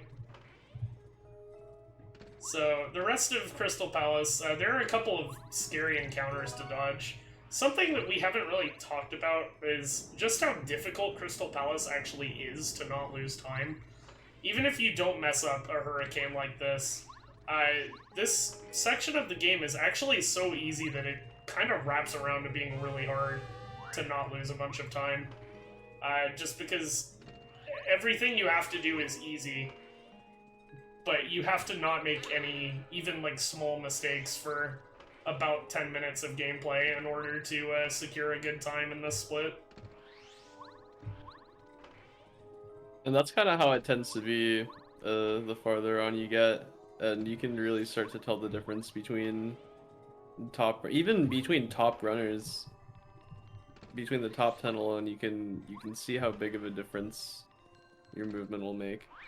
Yeah, it really, truly, like, if you watch several of the runs on the leaderboard for Mario Glitchless, you're gonna see, like, a huge variance in skill, even among the established top runners of the game, for the most part, because there's, like, Paper Mario Glitchless is really hard to execute optimally.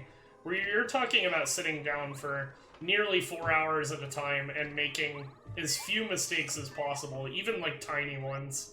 And your menuing and your movement has to be on point for a very, very long time to actually get a good time in this category. Even just making a couple mistakes, you know, 1 or 2 small movement mistakes, maybe you jump a little too high a few extra times, you know, per minute, like that adds up to the point where, like, you can tell in somebody's time, you know, like how optimally they played without even watching. You can kind of tell most of what happened to them, or how many small errors they were making. Which is something that, like, of course that's true in basically every speed game, but it's like especially pronounced in a category that's so optimized yet so long as Paper Mario Glitchless.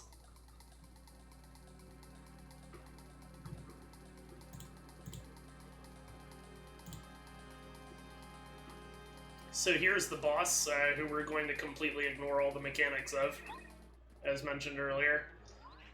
Well, there's one thing we can't really ignore. He is another boss that Bo is especially effective against, because in his entire first phase, he does the same thing every time. And he starts by spitting bits at you, and then if he doesn't have the bits, he spawns them as his move on that turn. So, we want to manipulate Peril by blocking 5 out of his 6 attacks, which is very difficult because the attacks come so fast. And we do this while charging and shell-shotting because, unlike Huff and Puff, there are no real downsides to just hitting him while you're charging up. And then we finish him off with a Mega Rush boosted triple charged Power Bounce, which absolutely obliterates him from his reduced HP after the shell shots. Crystal King is notably different than Huff in that he has both more HP and he actually has a defense stat. So he is significantly harder to crack than Huff and Puff. You know, no ice puns intended, of course. And he does have several phases of the fight, but we don't see them. Yeah, in the latter half of the fight, he'll actually summon mirror clones of himself, and you have to identify which Crystal King is the correct one to hit. Which makes this boss fight, honestly, in some ways more challenging than the final boss of the game. Not always. He doesn't really have the sheer numbers to back him up, but the clone gimmick not only fits very well with the theme of the Crystal Palace dungeon overall, but also just the music. Just everything in that fight goes together so well. Oh, I love the Crystal King theme. Yeah, me too. There are a few tracks from this game that I'll occasionally just look up to listen to. And the Crystal King theme, the Huff theme, and the interlude that plays between the 2 phases of the final Bowser fight are like the 3 that I look up the most. Yes.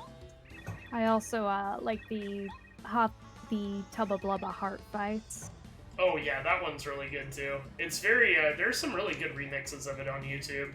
I think my favorite one is the Electro Swing one that came out like last year at some point. It just fits the mood so well and it sounds so neat. Yeah. So, that was the last Peach intermission. Wasn't playable. You just sit there holding the B button the whole time. And now we're on to the final chapter of the game. You might notice that we're getting pretty dang close if you look at the splits. We're only about 40 minutes off of the end of the game. You know, even if things went really wrong, we'd still be done in about 40 minutes. So we do a quick rebadge there and switch our partners. These are just the chores we have to do to set up for our door 1, which is what this split is colloquially known as in the Paper Mario community, between the Chapter 7 card and entering the first door of Bowser's Castle.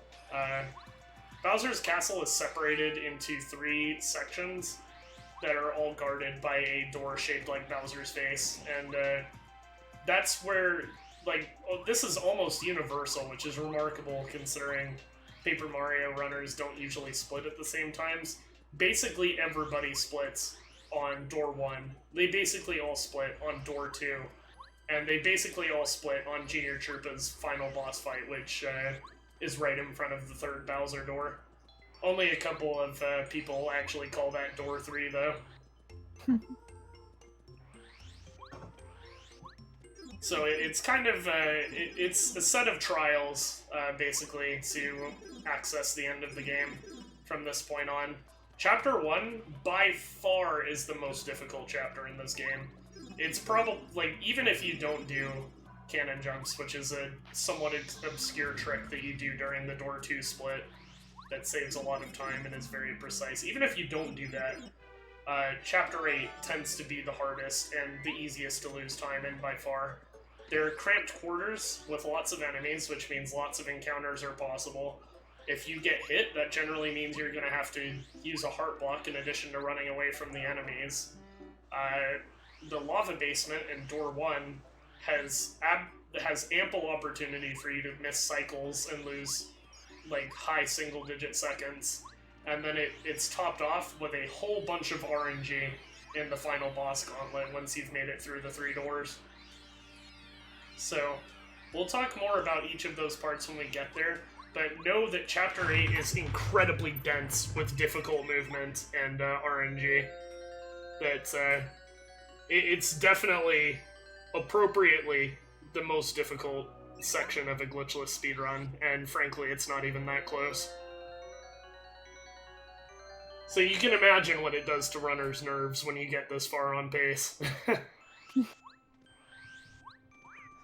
Even this path can be a bit difficult at times. It's a little bit cramped getting around those flames. It's cramped, and you can't easily see where they are.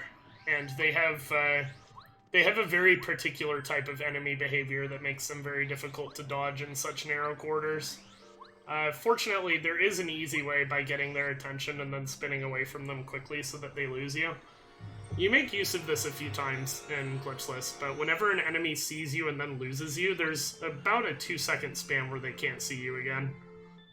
Which makes it not easy to get past them, but it makes it a lot easier than it otherwise would be without that exploit.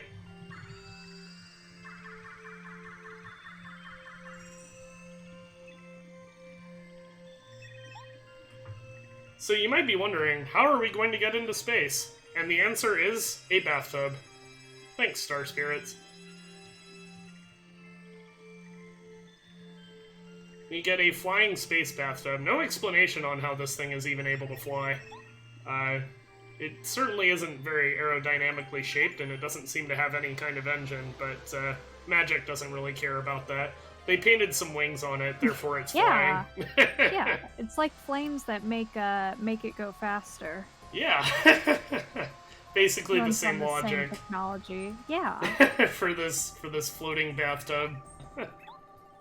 At this point, all the toads throughout Toad Town see what they think is a shooting star and wish for, the princess back, or to get their kidnapped relatives back, or eating lots and lots of shroom cake. Kids have very simple wishes.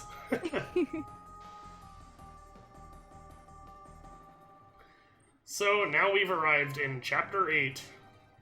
And this is kind of... It lets us off a little easy at the beginning, but as soon as we get into the basement, this is, it gets really hard.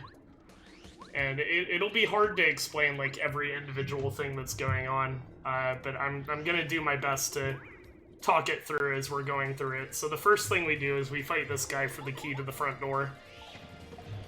This, fortunately, is incredibly easy. It's just another Power Quake Power Bomb. We don't even need Peril for this one. Because they're Koopa enemies, their defense reduces to 0 when they're flipped by Power Quake. So we don't need Peril, and we don't need to time it. They die very quickly. And the direction that key moves in is random and can lose you a lot of time if it rockets off to the right like it did there. This is the first room where it's really hard to avoid encounters. This movement that I do there is kind of... Like, we had to lab that for several hours to find something that worked 100% of the time without losing much speed. So this is the first door that we were talking about, the door one, as it were. But there are several minutes left in this split because he opens a trapdoor and drops you into jail, where Mario probably belongs after all the people he's killed on his way here. It's a life shroom in here, but if you are picking that up, several things have gone wrong. Yeah, for sure. So this is the first trial, more or less. This is the lava basement in Bowser's Castle.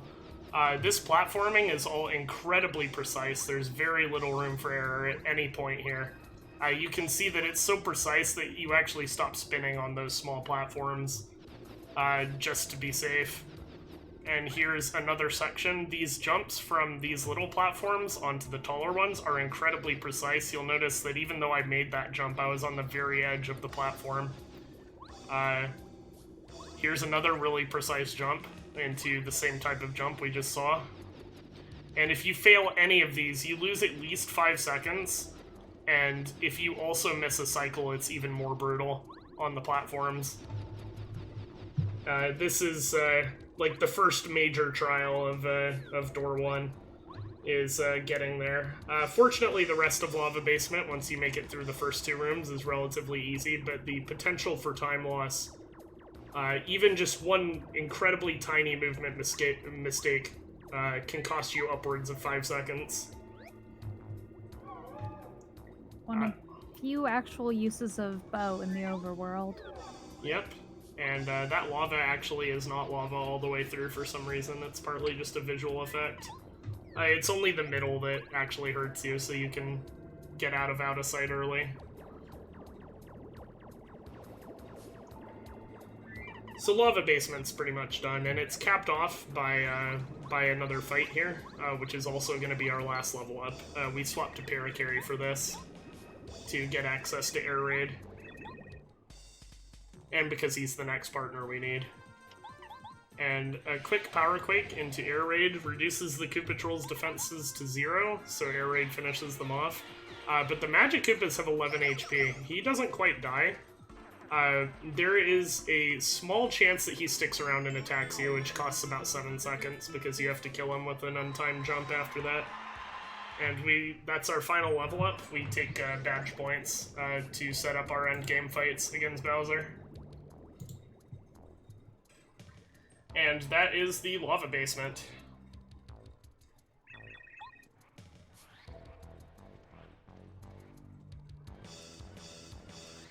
Now, Door 1's trials aren't quite over yet. There's one more very scary part called the Blind Basement, which, depending on your setup, you may or may not be able to see. A lot of runners use a filter and play from OBS in order to increase the contrast so that they can see where they're going.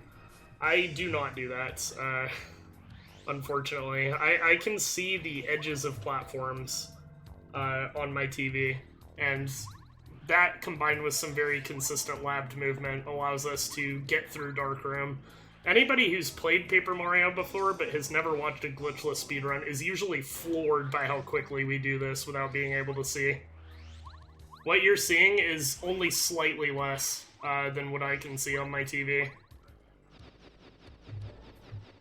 Yeah, you're intended to use Watt here to light up the room, pick the correct path to go down, avoid all the enemies in this room.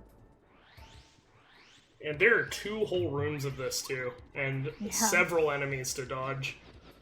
And the reason we don't use Watt is because we need Paracarry to cross gaps. You might be able to catch a glimpse of me using Paracarry a few times through this sequence. So here we go. We're out of door 1. That was the end of the blind basement and the first section of Bowser's Castle. At the time that I did this was actually my fastest door 1 time ever. It was my gold by like a substantial amount, as you can see right there on the splits. I've since golded that by like another 5 seconds or so by eliminating mistakes, but getting a sub 12-minute door 1 time is extremely difficult and is usually the hallmark of like a top player in this game, in Glitchless. So here's this. This is the Flood Room. This is another place where not much is going on. It's basically just two big puzzle rooms where your goal is to collect a key to escape from the right side. It's almost like an escape room in real life, which is kind of cool. But this would be another good place to just relax. Donations. This is another place where the runner kind of turns their brain off after the ordeals of door 1, and you get to kind of relax and just prepare yourself. Because for upcoming cannon jumps. Yeah, which we'll start talking about them near the end of Flood Room, but there are a series of incredibly precise jumps that you do in the next section. And even if you don't do them, door 2 is a very difficult split. But if you do, it makes this like brief 6 to 7 minute split possibly the hardest split in the entire run. For the sake of saving about 20 seconds. Unquestionably. Yeah. This is... It's magnified, too, by how late in the game this is. Like, you have to have absolute, like, nerves of steel. I have gotten here before on pace and been, like, tearing up because I was under so much stress that I was, like, crying a little bit, you know, trying to hold it together on pace. And once you see the jumps, you'll probably understand why. There's a reason they weren't used in speedruns until recently. Yeah. And Glitchless is the only category that gets to do them. There are glitches to make the cannon room easier and faster, but you can't do them because this is Glitchless. So the only faster way than using Dizzy Attack, which is a badge in Chapter 1, is by jumping over them, which is incredibly precise. There are a couple that are pixel perfect, and none of them have more than a 2-frame window in which you can jump over them. So you're gonna see me lining it up right here, and you have to be conscious of the bullet bills too in order to do this. Because you can land, the bottom bullet bill will pass you, but you can land on it if you're landing from a jump. And you'll notice that it looks like you're touching the cannons when you do it, because that's how close you have to get to them. And the reason that this works is because there's actually a tiny gap. They have individual hitboxes instead of being one entity. So you can walk for a couple pixels, like, between them and then jump. And doing that saves about 20 seconds in Glitchless. And there's another trick right there. If you have Sushi out and jump on one of those bones, nobody knows why, but they forget how to throw bones. And become trivial to dodge. And this split isn't even, like, over yet. There's one more difficult / scary thing to do, and that is the lure on this Hammer Bro right here. Hammer Bros are extremely fast, and you have to immobilize yourself, more or less, while you're pushing that block, and if you don't do that lure perfectly, you're going to get an encounter, and maybe even have to hit a heart block afterwards. And it's also a difficult runaway, so you might even die. depending on what the Magic Koopa in the fight decides to do. Fortunately, that didn't happen. Yeah, and if you lose your live stream at this point and you don't have backups, the only one left is in the library, which is way out of the way. Yeah, it loses about 30 seconds to pick up the only backup life sherm past this point.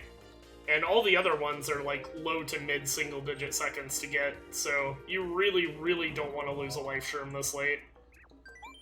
So You can still win the safe fight with one life stream, but at that point it's not 100% in your control.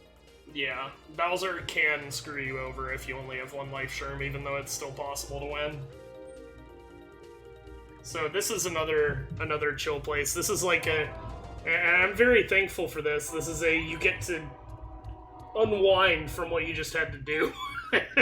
Even the non-cannon jump strategy in Door 2 for the cannon jumps is fairly stressful, because it involves encountering the bullets on purpose and using invincibility frames to get through.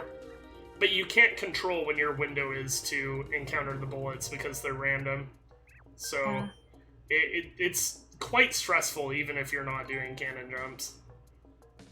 Like it's like the cannons from Chapter 1, but base boosted. Yep. And also you're faster, which makes it even harder to get around them. Mm-hmm. But this is a nice place. This quiz is a little under 2 minutes long, and it's the final obstacle for Door 2. We can't read Japanese, but the answers are the same every time, thankfully. This is another good place to unwind, read donations, if there are such a thing, or to just calm yourself down after a very stressful split.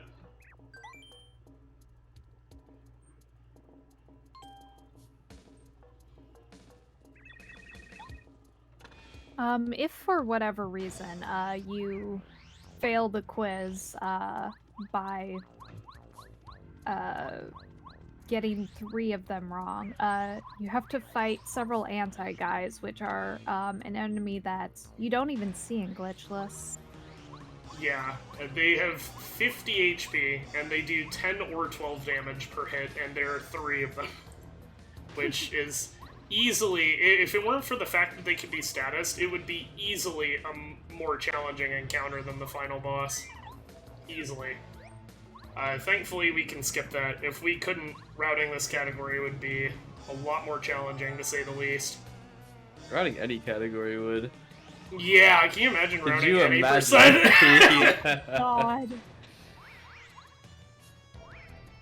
So we're in the last section of Bowser's Castle right now. It's pretty much just enemy dodging like we've been doing the whole run, but close quarters again. Those Hammer Bros, they can sometimes get you even if you're careful, due to the RNG on where they show up and the fact that you can't really see the bottom one until you're down there already.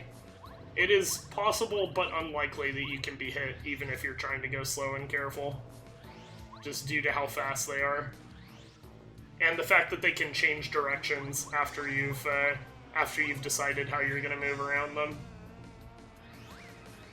But there really isn't much. This is the shortest part. There isn't anything particularly hard, but it kicks off the boss gauntlet at the end of the game, starting with a fight with some duplicos that are disguising themselves as Peach right here. And we are going to Hurricane them, because otherwise we're going to level up on Hallway Bowser. And that would be very bad, because Phase 1 of the final boss fight requires that we carry Peril from Hallway into Final.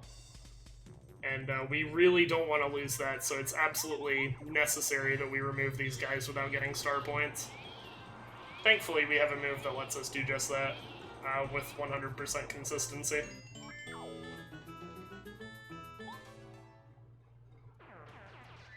So here's a quick rebadge. This is what we're going to be carrying through the next 2 bosses, and we switched to Bow before walking into our final encounter with Junior Troopa. Unfortunately, we don't actually get the rematch with the Koopa Bros, which would be really cool. Instead, it's just a little bit of comedy as Junior Troopa pops in here and beats the crap out of him.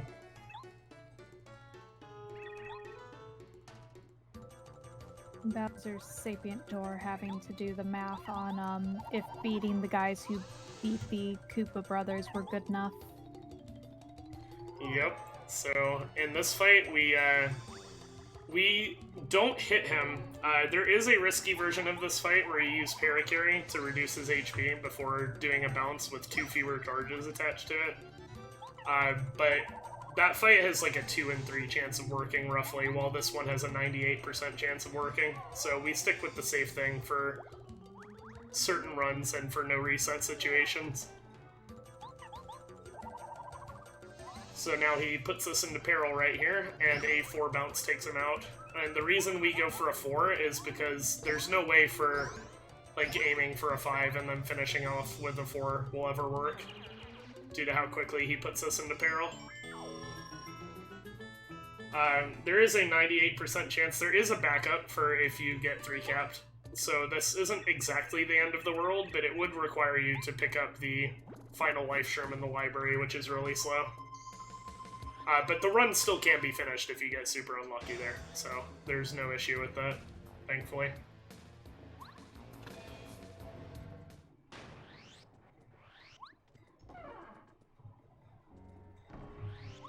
And here we are, we've made it to Peach's castle, and the only thing left to do is our final 2 confrontations with Bowser. And this game, in a lot of ways, comes full circle. When we get sent off to Chapter 8, we are gifted an ability by the Star Spirits that negates Bowser's shield that we're not going to use, because we're just going to kill him through it. But there's that, and then this encounter with Bowser in the hallway perfectly mirrors the prologue fight with him that we did 3.5 hours ago. Fortunately, with the combination of Mega Rush, Power Bounce, PFD down, and Bo's ability to protect us from damage, we are able to absolutely stomp him. Even if we get worst possible RNG, we still kill him. It just loses about 25 seconds, roughly. So we do a bounce out of sight, he misses, and then we do another bounce. This run got a 2-turn fight, but if you don't get a 2-turn fight, he's scripted to use Star Shield on turn 2, which is the turn Bo can't move from using out of sight on the previous turn. And then you can use Power Jump, which is strong enough to damage him through the shield. And then if he still doesn't die, if you got extremely unlikely, you just click out of sight and then Power Jump again on the next turn, and he dies no matter what RNG you got. So Hallway Bowser is a very consistent fight thanks to Bo. Not only is Hallway Bowser consistent, but we get to carry Peril into Phase 1 of Final Bowser, which is absolutely crucial for the fight to work.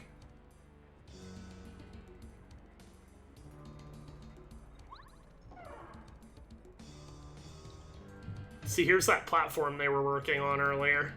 Cammy's last-ditch attempt to spruce Bowser up so that he won't lose to Mario no matter what.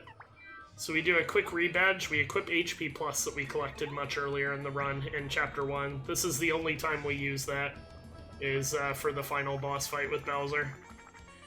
And we'll get into why that's important very shortly. But for now, we should just enjoy the ambiance. This game has a fantastic ending sequence. It's honestly one of the best on the console. And, you know, for an RPG period, it's just such a neat sequence. I have a lot of nostalgia for this. And there's something about the music that really, really gets your blood pumping if you're a speedrunner for this game. Being the final on pace is a kind of stress and excitement that's really hard to reproduce in any other way. So we use the same strategy we used on Hallway for Phase 1 of Final, and we're looking for a 4 and a 3 here, which we got. And that makes... there is a backup for getting double 3-capped, which is really common, because his Power Bounce multiplier is very brutal. You get 3-capped every other bounce in Phase 1. And as it turns out, the Star Beam no longer works because of Cammy's contraption. Yeah, Cammy, the MVP at least as far as Bowser's team goes. Yeah, checking in on Mario, making sure he's not progressing too far, and setting up this contraption to magnify his power, even with the Star Rod already in his possession. So this is the last scene where you control Peach. It's basically a 2-on-1 with Twink is the main character and Peach is the partner that's powering him up. Cammy Koopa isn't very strong, as you can see.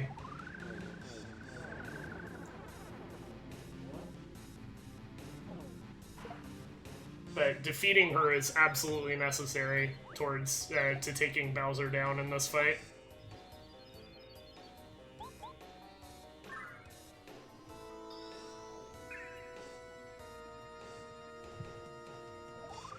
Now, the final Bowser fight in Safe Glitchless is honestly a routing miracle. If you enter it with 2 life shrooms and a repel gel, and you hit all of your blocks and all of your action commands, it is impossible to lose this fight, no matter how bad your RNG is. You can get RNG that can cost you about a minute off the optimal fight, but that's the worst thing that can happen, and it's also pretty uncommon. And the reason this is because Bowser's AI is actually very sophisticated. He's smarter than every other boss in the game by quite a decent margin. You can never 100% predict what he's going to do. Depending on the situations in the battle, you can say, well, he butt stomped last turn, so he's not gonna butt stomp this turn.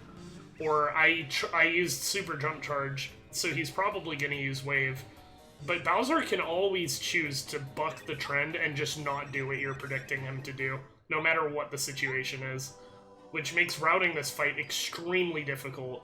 We can't rely on getting Peril, we can't rely on him shielding on the turns he's supposed to. We can't rely on him using Wave when we expect him to, even though he's more likely to do so if we're charged up. There is no one thing that is 100% consistent in this fight, except for the fact that his options don't open up until turn 4. He always does normal attacks for the first few turns of this fight, and that's the only thing you can rely on. So first, we're going to take his shield off with Peach Beam, which is our new powered-up version of Star Beam. You have to do this. He does double damage, and you cannot harm him through it, so we don't have any choice but to do that on turn 1. And for the safe fight, we switch to Paracarry as well, so we don't hit him immediately. And here he does Claw. We block it, no big deal.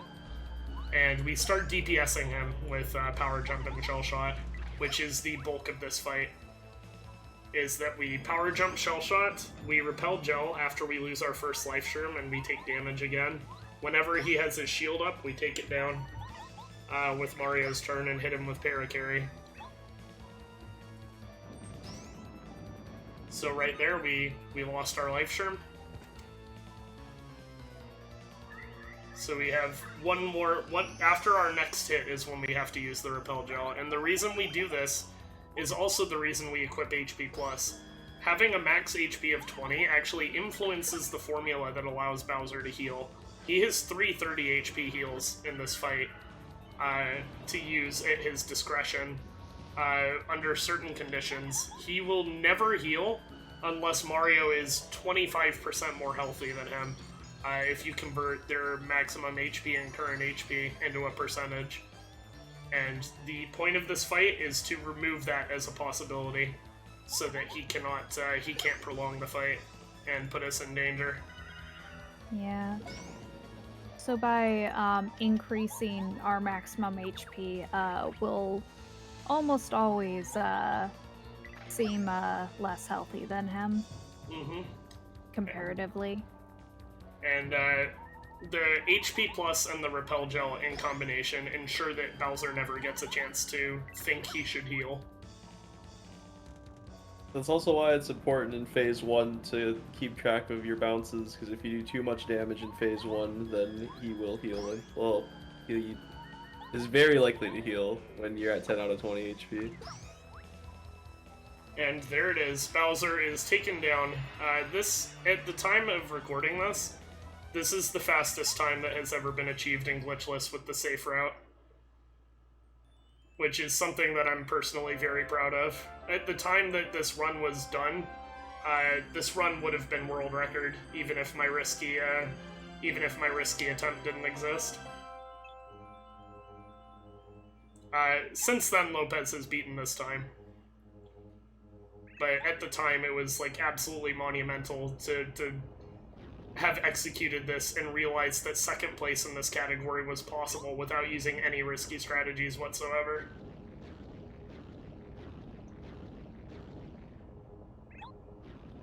The quality of this run is incredible. It's almost certainly, even with the Hurricane Dink and my arm cramping up taken into consideration, this is probably the best executed run I've ever done, like, of anything. It is improvable, and my actual PB is a lot faster than this, but just the fact that there were no risky strategies used whatsoever. The difference between the risky route and the safe route is over a minute. And there was no good luck anywhere except for Hallway Bowser, which led us through with the fastest possible fight. And there was even a stroke of bad luck with that Hurricane bar filled to 75%, dinking on 3 of the 4 enemies. Right. And then getting the 4 cap on Lackluster, and also getting that honey syrup drop in Chapter 1. Yeah. You know, forever ago. It really goes to show, and I almost wish that this could be my PB on SRC in a way.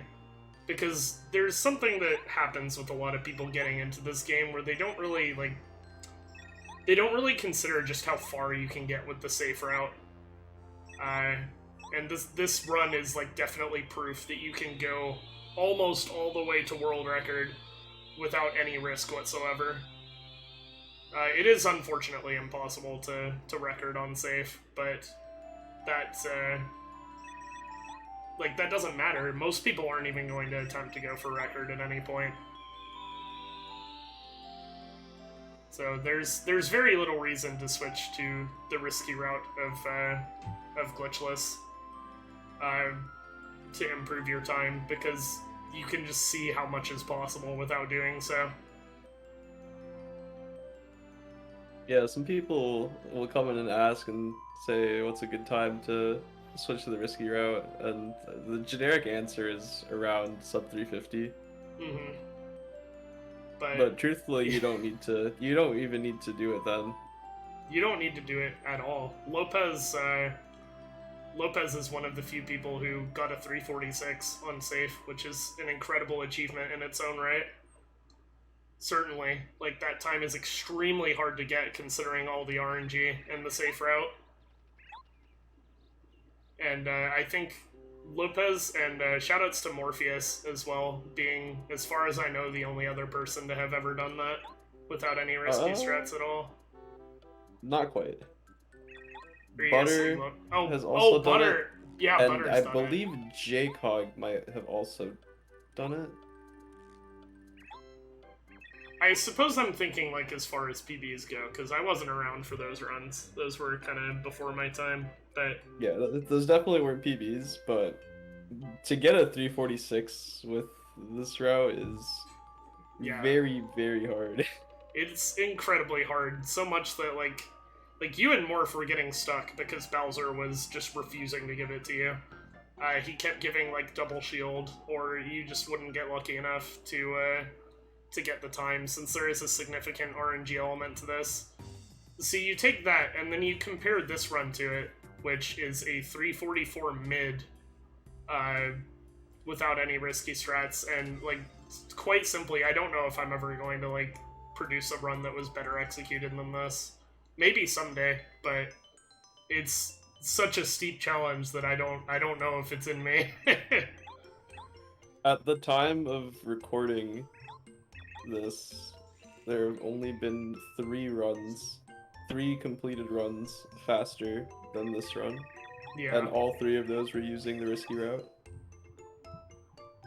All 3 of them were using the risky route, and 2 of them barely beat it by like a very small amount, and the one that's the current world record got insanely lucky to get a time that was about 1.5 minutes faster. And this run didn't get any of that, which is part of why it's so remarkable. It really goes to show how far you can optimize this category. Yeah, it really does. So anyway, common donation incentive for Paper Mario runs is whether or not to take Luigi to the party. If you hold down on the pipe right there during the cutscene, I really bungled this rebatch. If you hold down on that pipe, it's active even though it's not supposed to be. You're not supposed to be able to control Mario, and it skips about 7 seconds of cutscene. The community is split on whether or not it's a glitch or intentional, but because it's also so easy, we're just like, ah, screw it, we'll just allow it in glitchless since it's easy to do on accident. Whether or not it's a glitch, honestly, isn't important anymore at that point. And time is when Peach raises her hands here at the end.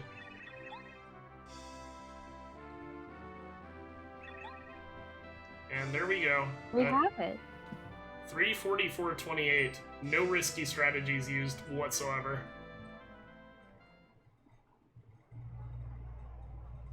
My throat hurts.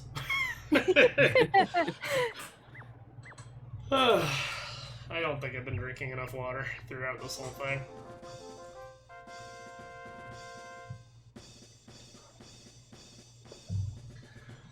So Yeah, you really carried this. Oh, yeah. You really carried this commentary. Understandable. it's my baby. It is. It's Yeah. my baby. No one knows glitchless like you do. No. I'd say you do at this point. I think you know more than I do, Lopez. Perhaps. But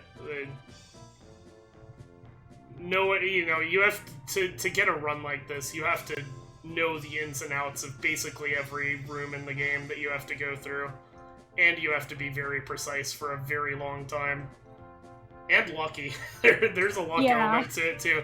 You can get an amazing chapter 1. You can get the best chapter 1 anybody has ever gotten. And if Ralph decides to not give you speedy spin, suddenly it just didn't matter. Yeah. Doesn't matter because you just lose 25 seconds right out the gate, right as you're starting to pick up steam. So That's there, unfortunately how it ends up being at the top level. yeah.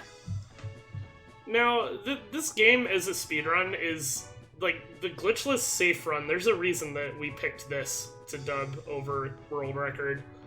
And that's because, 1, it's better executed. This might be about 1 minute and 24 seconds slower than current world record, but it is far better executed due to having gotten this time on the safe route and with less luck as well. And the second reason is because this is also 100% marathon safe. If the runner knows what they're doing, there's nothing that can stop you from actually finishing a glitchless run that isn't in your control. Which is remarkable, 1, considering how much RNG there is in Paper Mario as a whole, and 2, it really, like, a lot of the backups are incredibly skill and knowledge based, to the point where, like, it's hard to back stuff up, but it really goes to show you, like, how skilled and how much time a player has put into this category. And as a result, between that and how nostalgic the game is, I think this is honestly probably one of the best runs I know of that could go in any kind of marathon. It's somewhat long, it's a bit of a fan favorite because many people grew up with it, and there's no chance of it crashing and burning if the runner is cautious.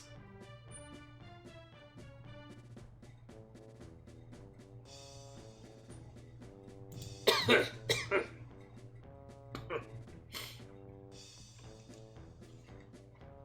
you guys have anything to add while I'm recovering? I agree. This Glitchless is a very unique opportunity to show off just how crazy you can get with optimizing Paper Mario without having to do any sequence breaks, abiding by the laws of Glitchless. And it really emphasizes things that don't really take priority in any other categories of Paper Mario. So it's very unique, it's very cool, fun to watch, fun to execute. Yeah, there's nothing like there really is nothing like getting a glitchless PB once you've pushed the category to a certain point. It's an incredible feeling, to be sure. That's part of why I started doing safe runs in addition to my world record attempts. I wanted to see how far I could push this category without using the optimal route. And this run was what came as a result of that. Oddly, like this, I got this run just a few days after getting my wisdom teeth out, actually, and I wasn't expecting to get like such a good run on like my second run back or whatever it was. Do you remember? I think I was doing attempts for like 2 days, and then this happened, which was absolutely amazing, and I don't know if I'm ever gonna match it in quality.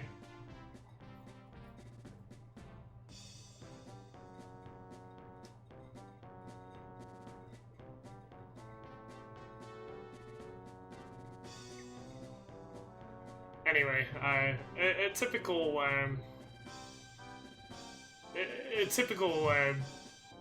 run of Paper Mario or any kind of a PB usually has the runner allow the credits to play out, because this is one of the best credit sequences in any game, in my opinion. It's just so satisfying. The music is nice. Yeah. They put together a parade for us. Like, you gotta watch it, right? Oh, yeah. Look at all the effort that went into this. Especially if you are doing a glitchless run where it really is like going back over everything you've seen. With very few exceptions, you see almost all of these characters throughout a glitchless attempt. Anyway, I guess there are definitely some potential donation incentives for this game. There is, it wouldn't be especially hard to turn this into a glitchless all bosses run, you know, if a certain incentive was met. It would require some rerouting, but that's something you could do, is take out all the bosses on the way there. We do have the tools to do so in Glitchless. Including the anti-guy fight we talked about earlier. Yeah, we'd have to do a couple extra partner upgrades for that one, I think, but it's still perfectly plausible to do that. And there are also sound effects badges that you can collect throughout the run. You could equip all 5 of those for Final Bowser. They make the ending kind of comical and fun. It's kind of an unspoken rule in glitchless 100% runs that you equip all 5 of the sound effects badges in your pre-Chapter 8 rebadge, just because it's fun. Yeah, every time you do an attack or in the overworld hammer, one of a number of fun sound effects will play. Yeah, that's one of my favorite parts of this game that you don't really see outside of 100% runs. And that would be really easy to do. There's a side quest you have to complete for one, but if we also had it turned into an all bosses run, we would already have all the necessary things to execute that. It would be very easy. And just, there's the Luigi skip thing too. Do we take him or do we leave him? And then, as is tradition, Paper Mario is so glitchy that a glitch exhibition could easily fill like a 20 or 30 minute slot, should enough money be put forward towards it. This game is incredibly broken, and most of the glitches don't even really require that much setup to execute too. Yeah, game held together by staples and glue. Absolutely. So that is Paper Mario Glitchless, everybody. I think if you watch this whole thing from start to finish. Thank you so much. I really, really appreciate you. And if you're considering me for your marathon, thank you double. This is like I've done all the categories in this game, and I had plenty of chances to have my heart stolen away. You know, by all cards, by reverse all cards, by you know, all bosses. But Glitchless is the one that's had my heart the whole time. It's the one I started with. It's the one I put all my soul into optimizing and improving my time. And it really means so much to me that I've gotten so much support in this journey. And you know, especially if we got it into a marathon someday, I don't know if I'd be able to.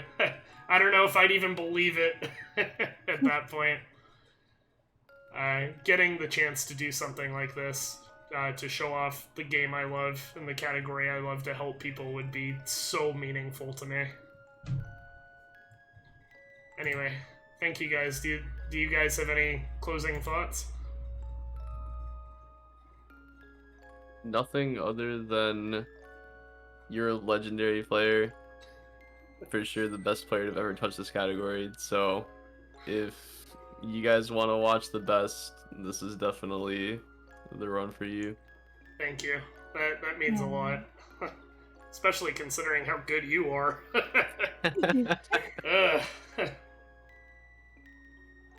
Well, I think that's it. Thank you guys all for watching. Thank you so much. Thank you guys.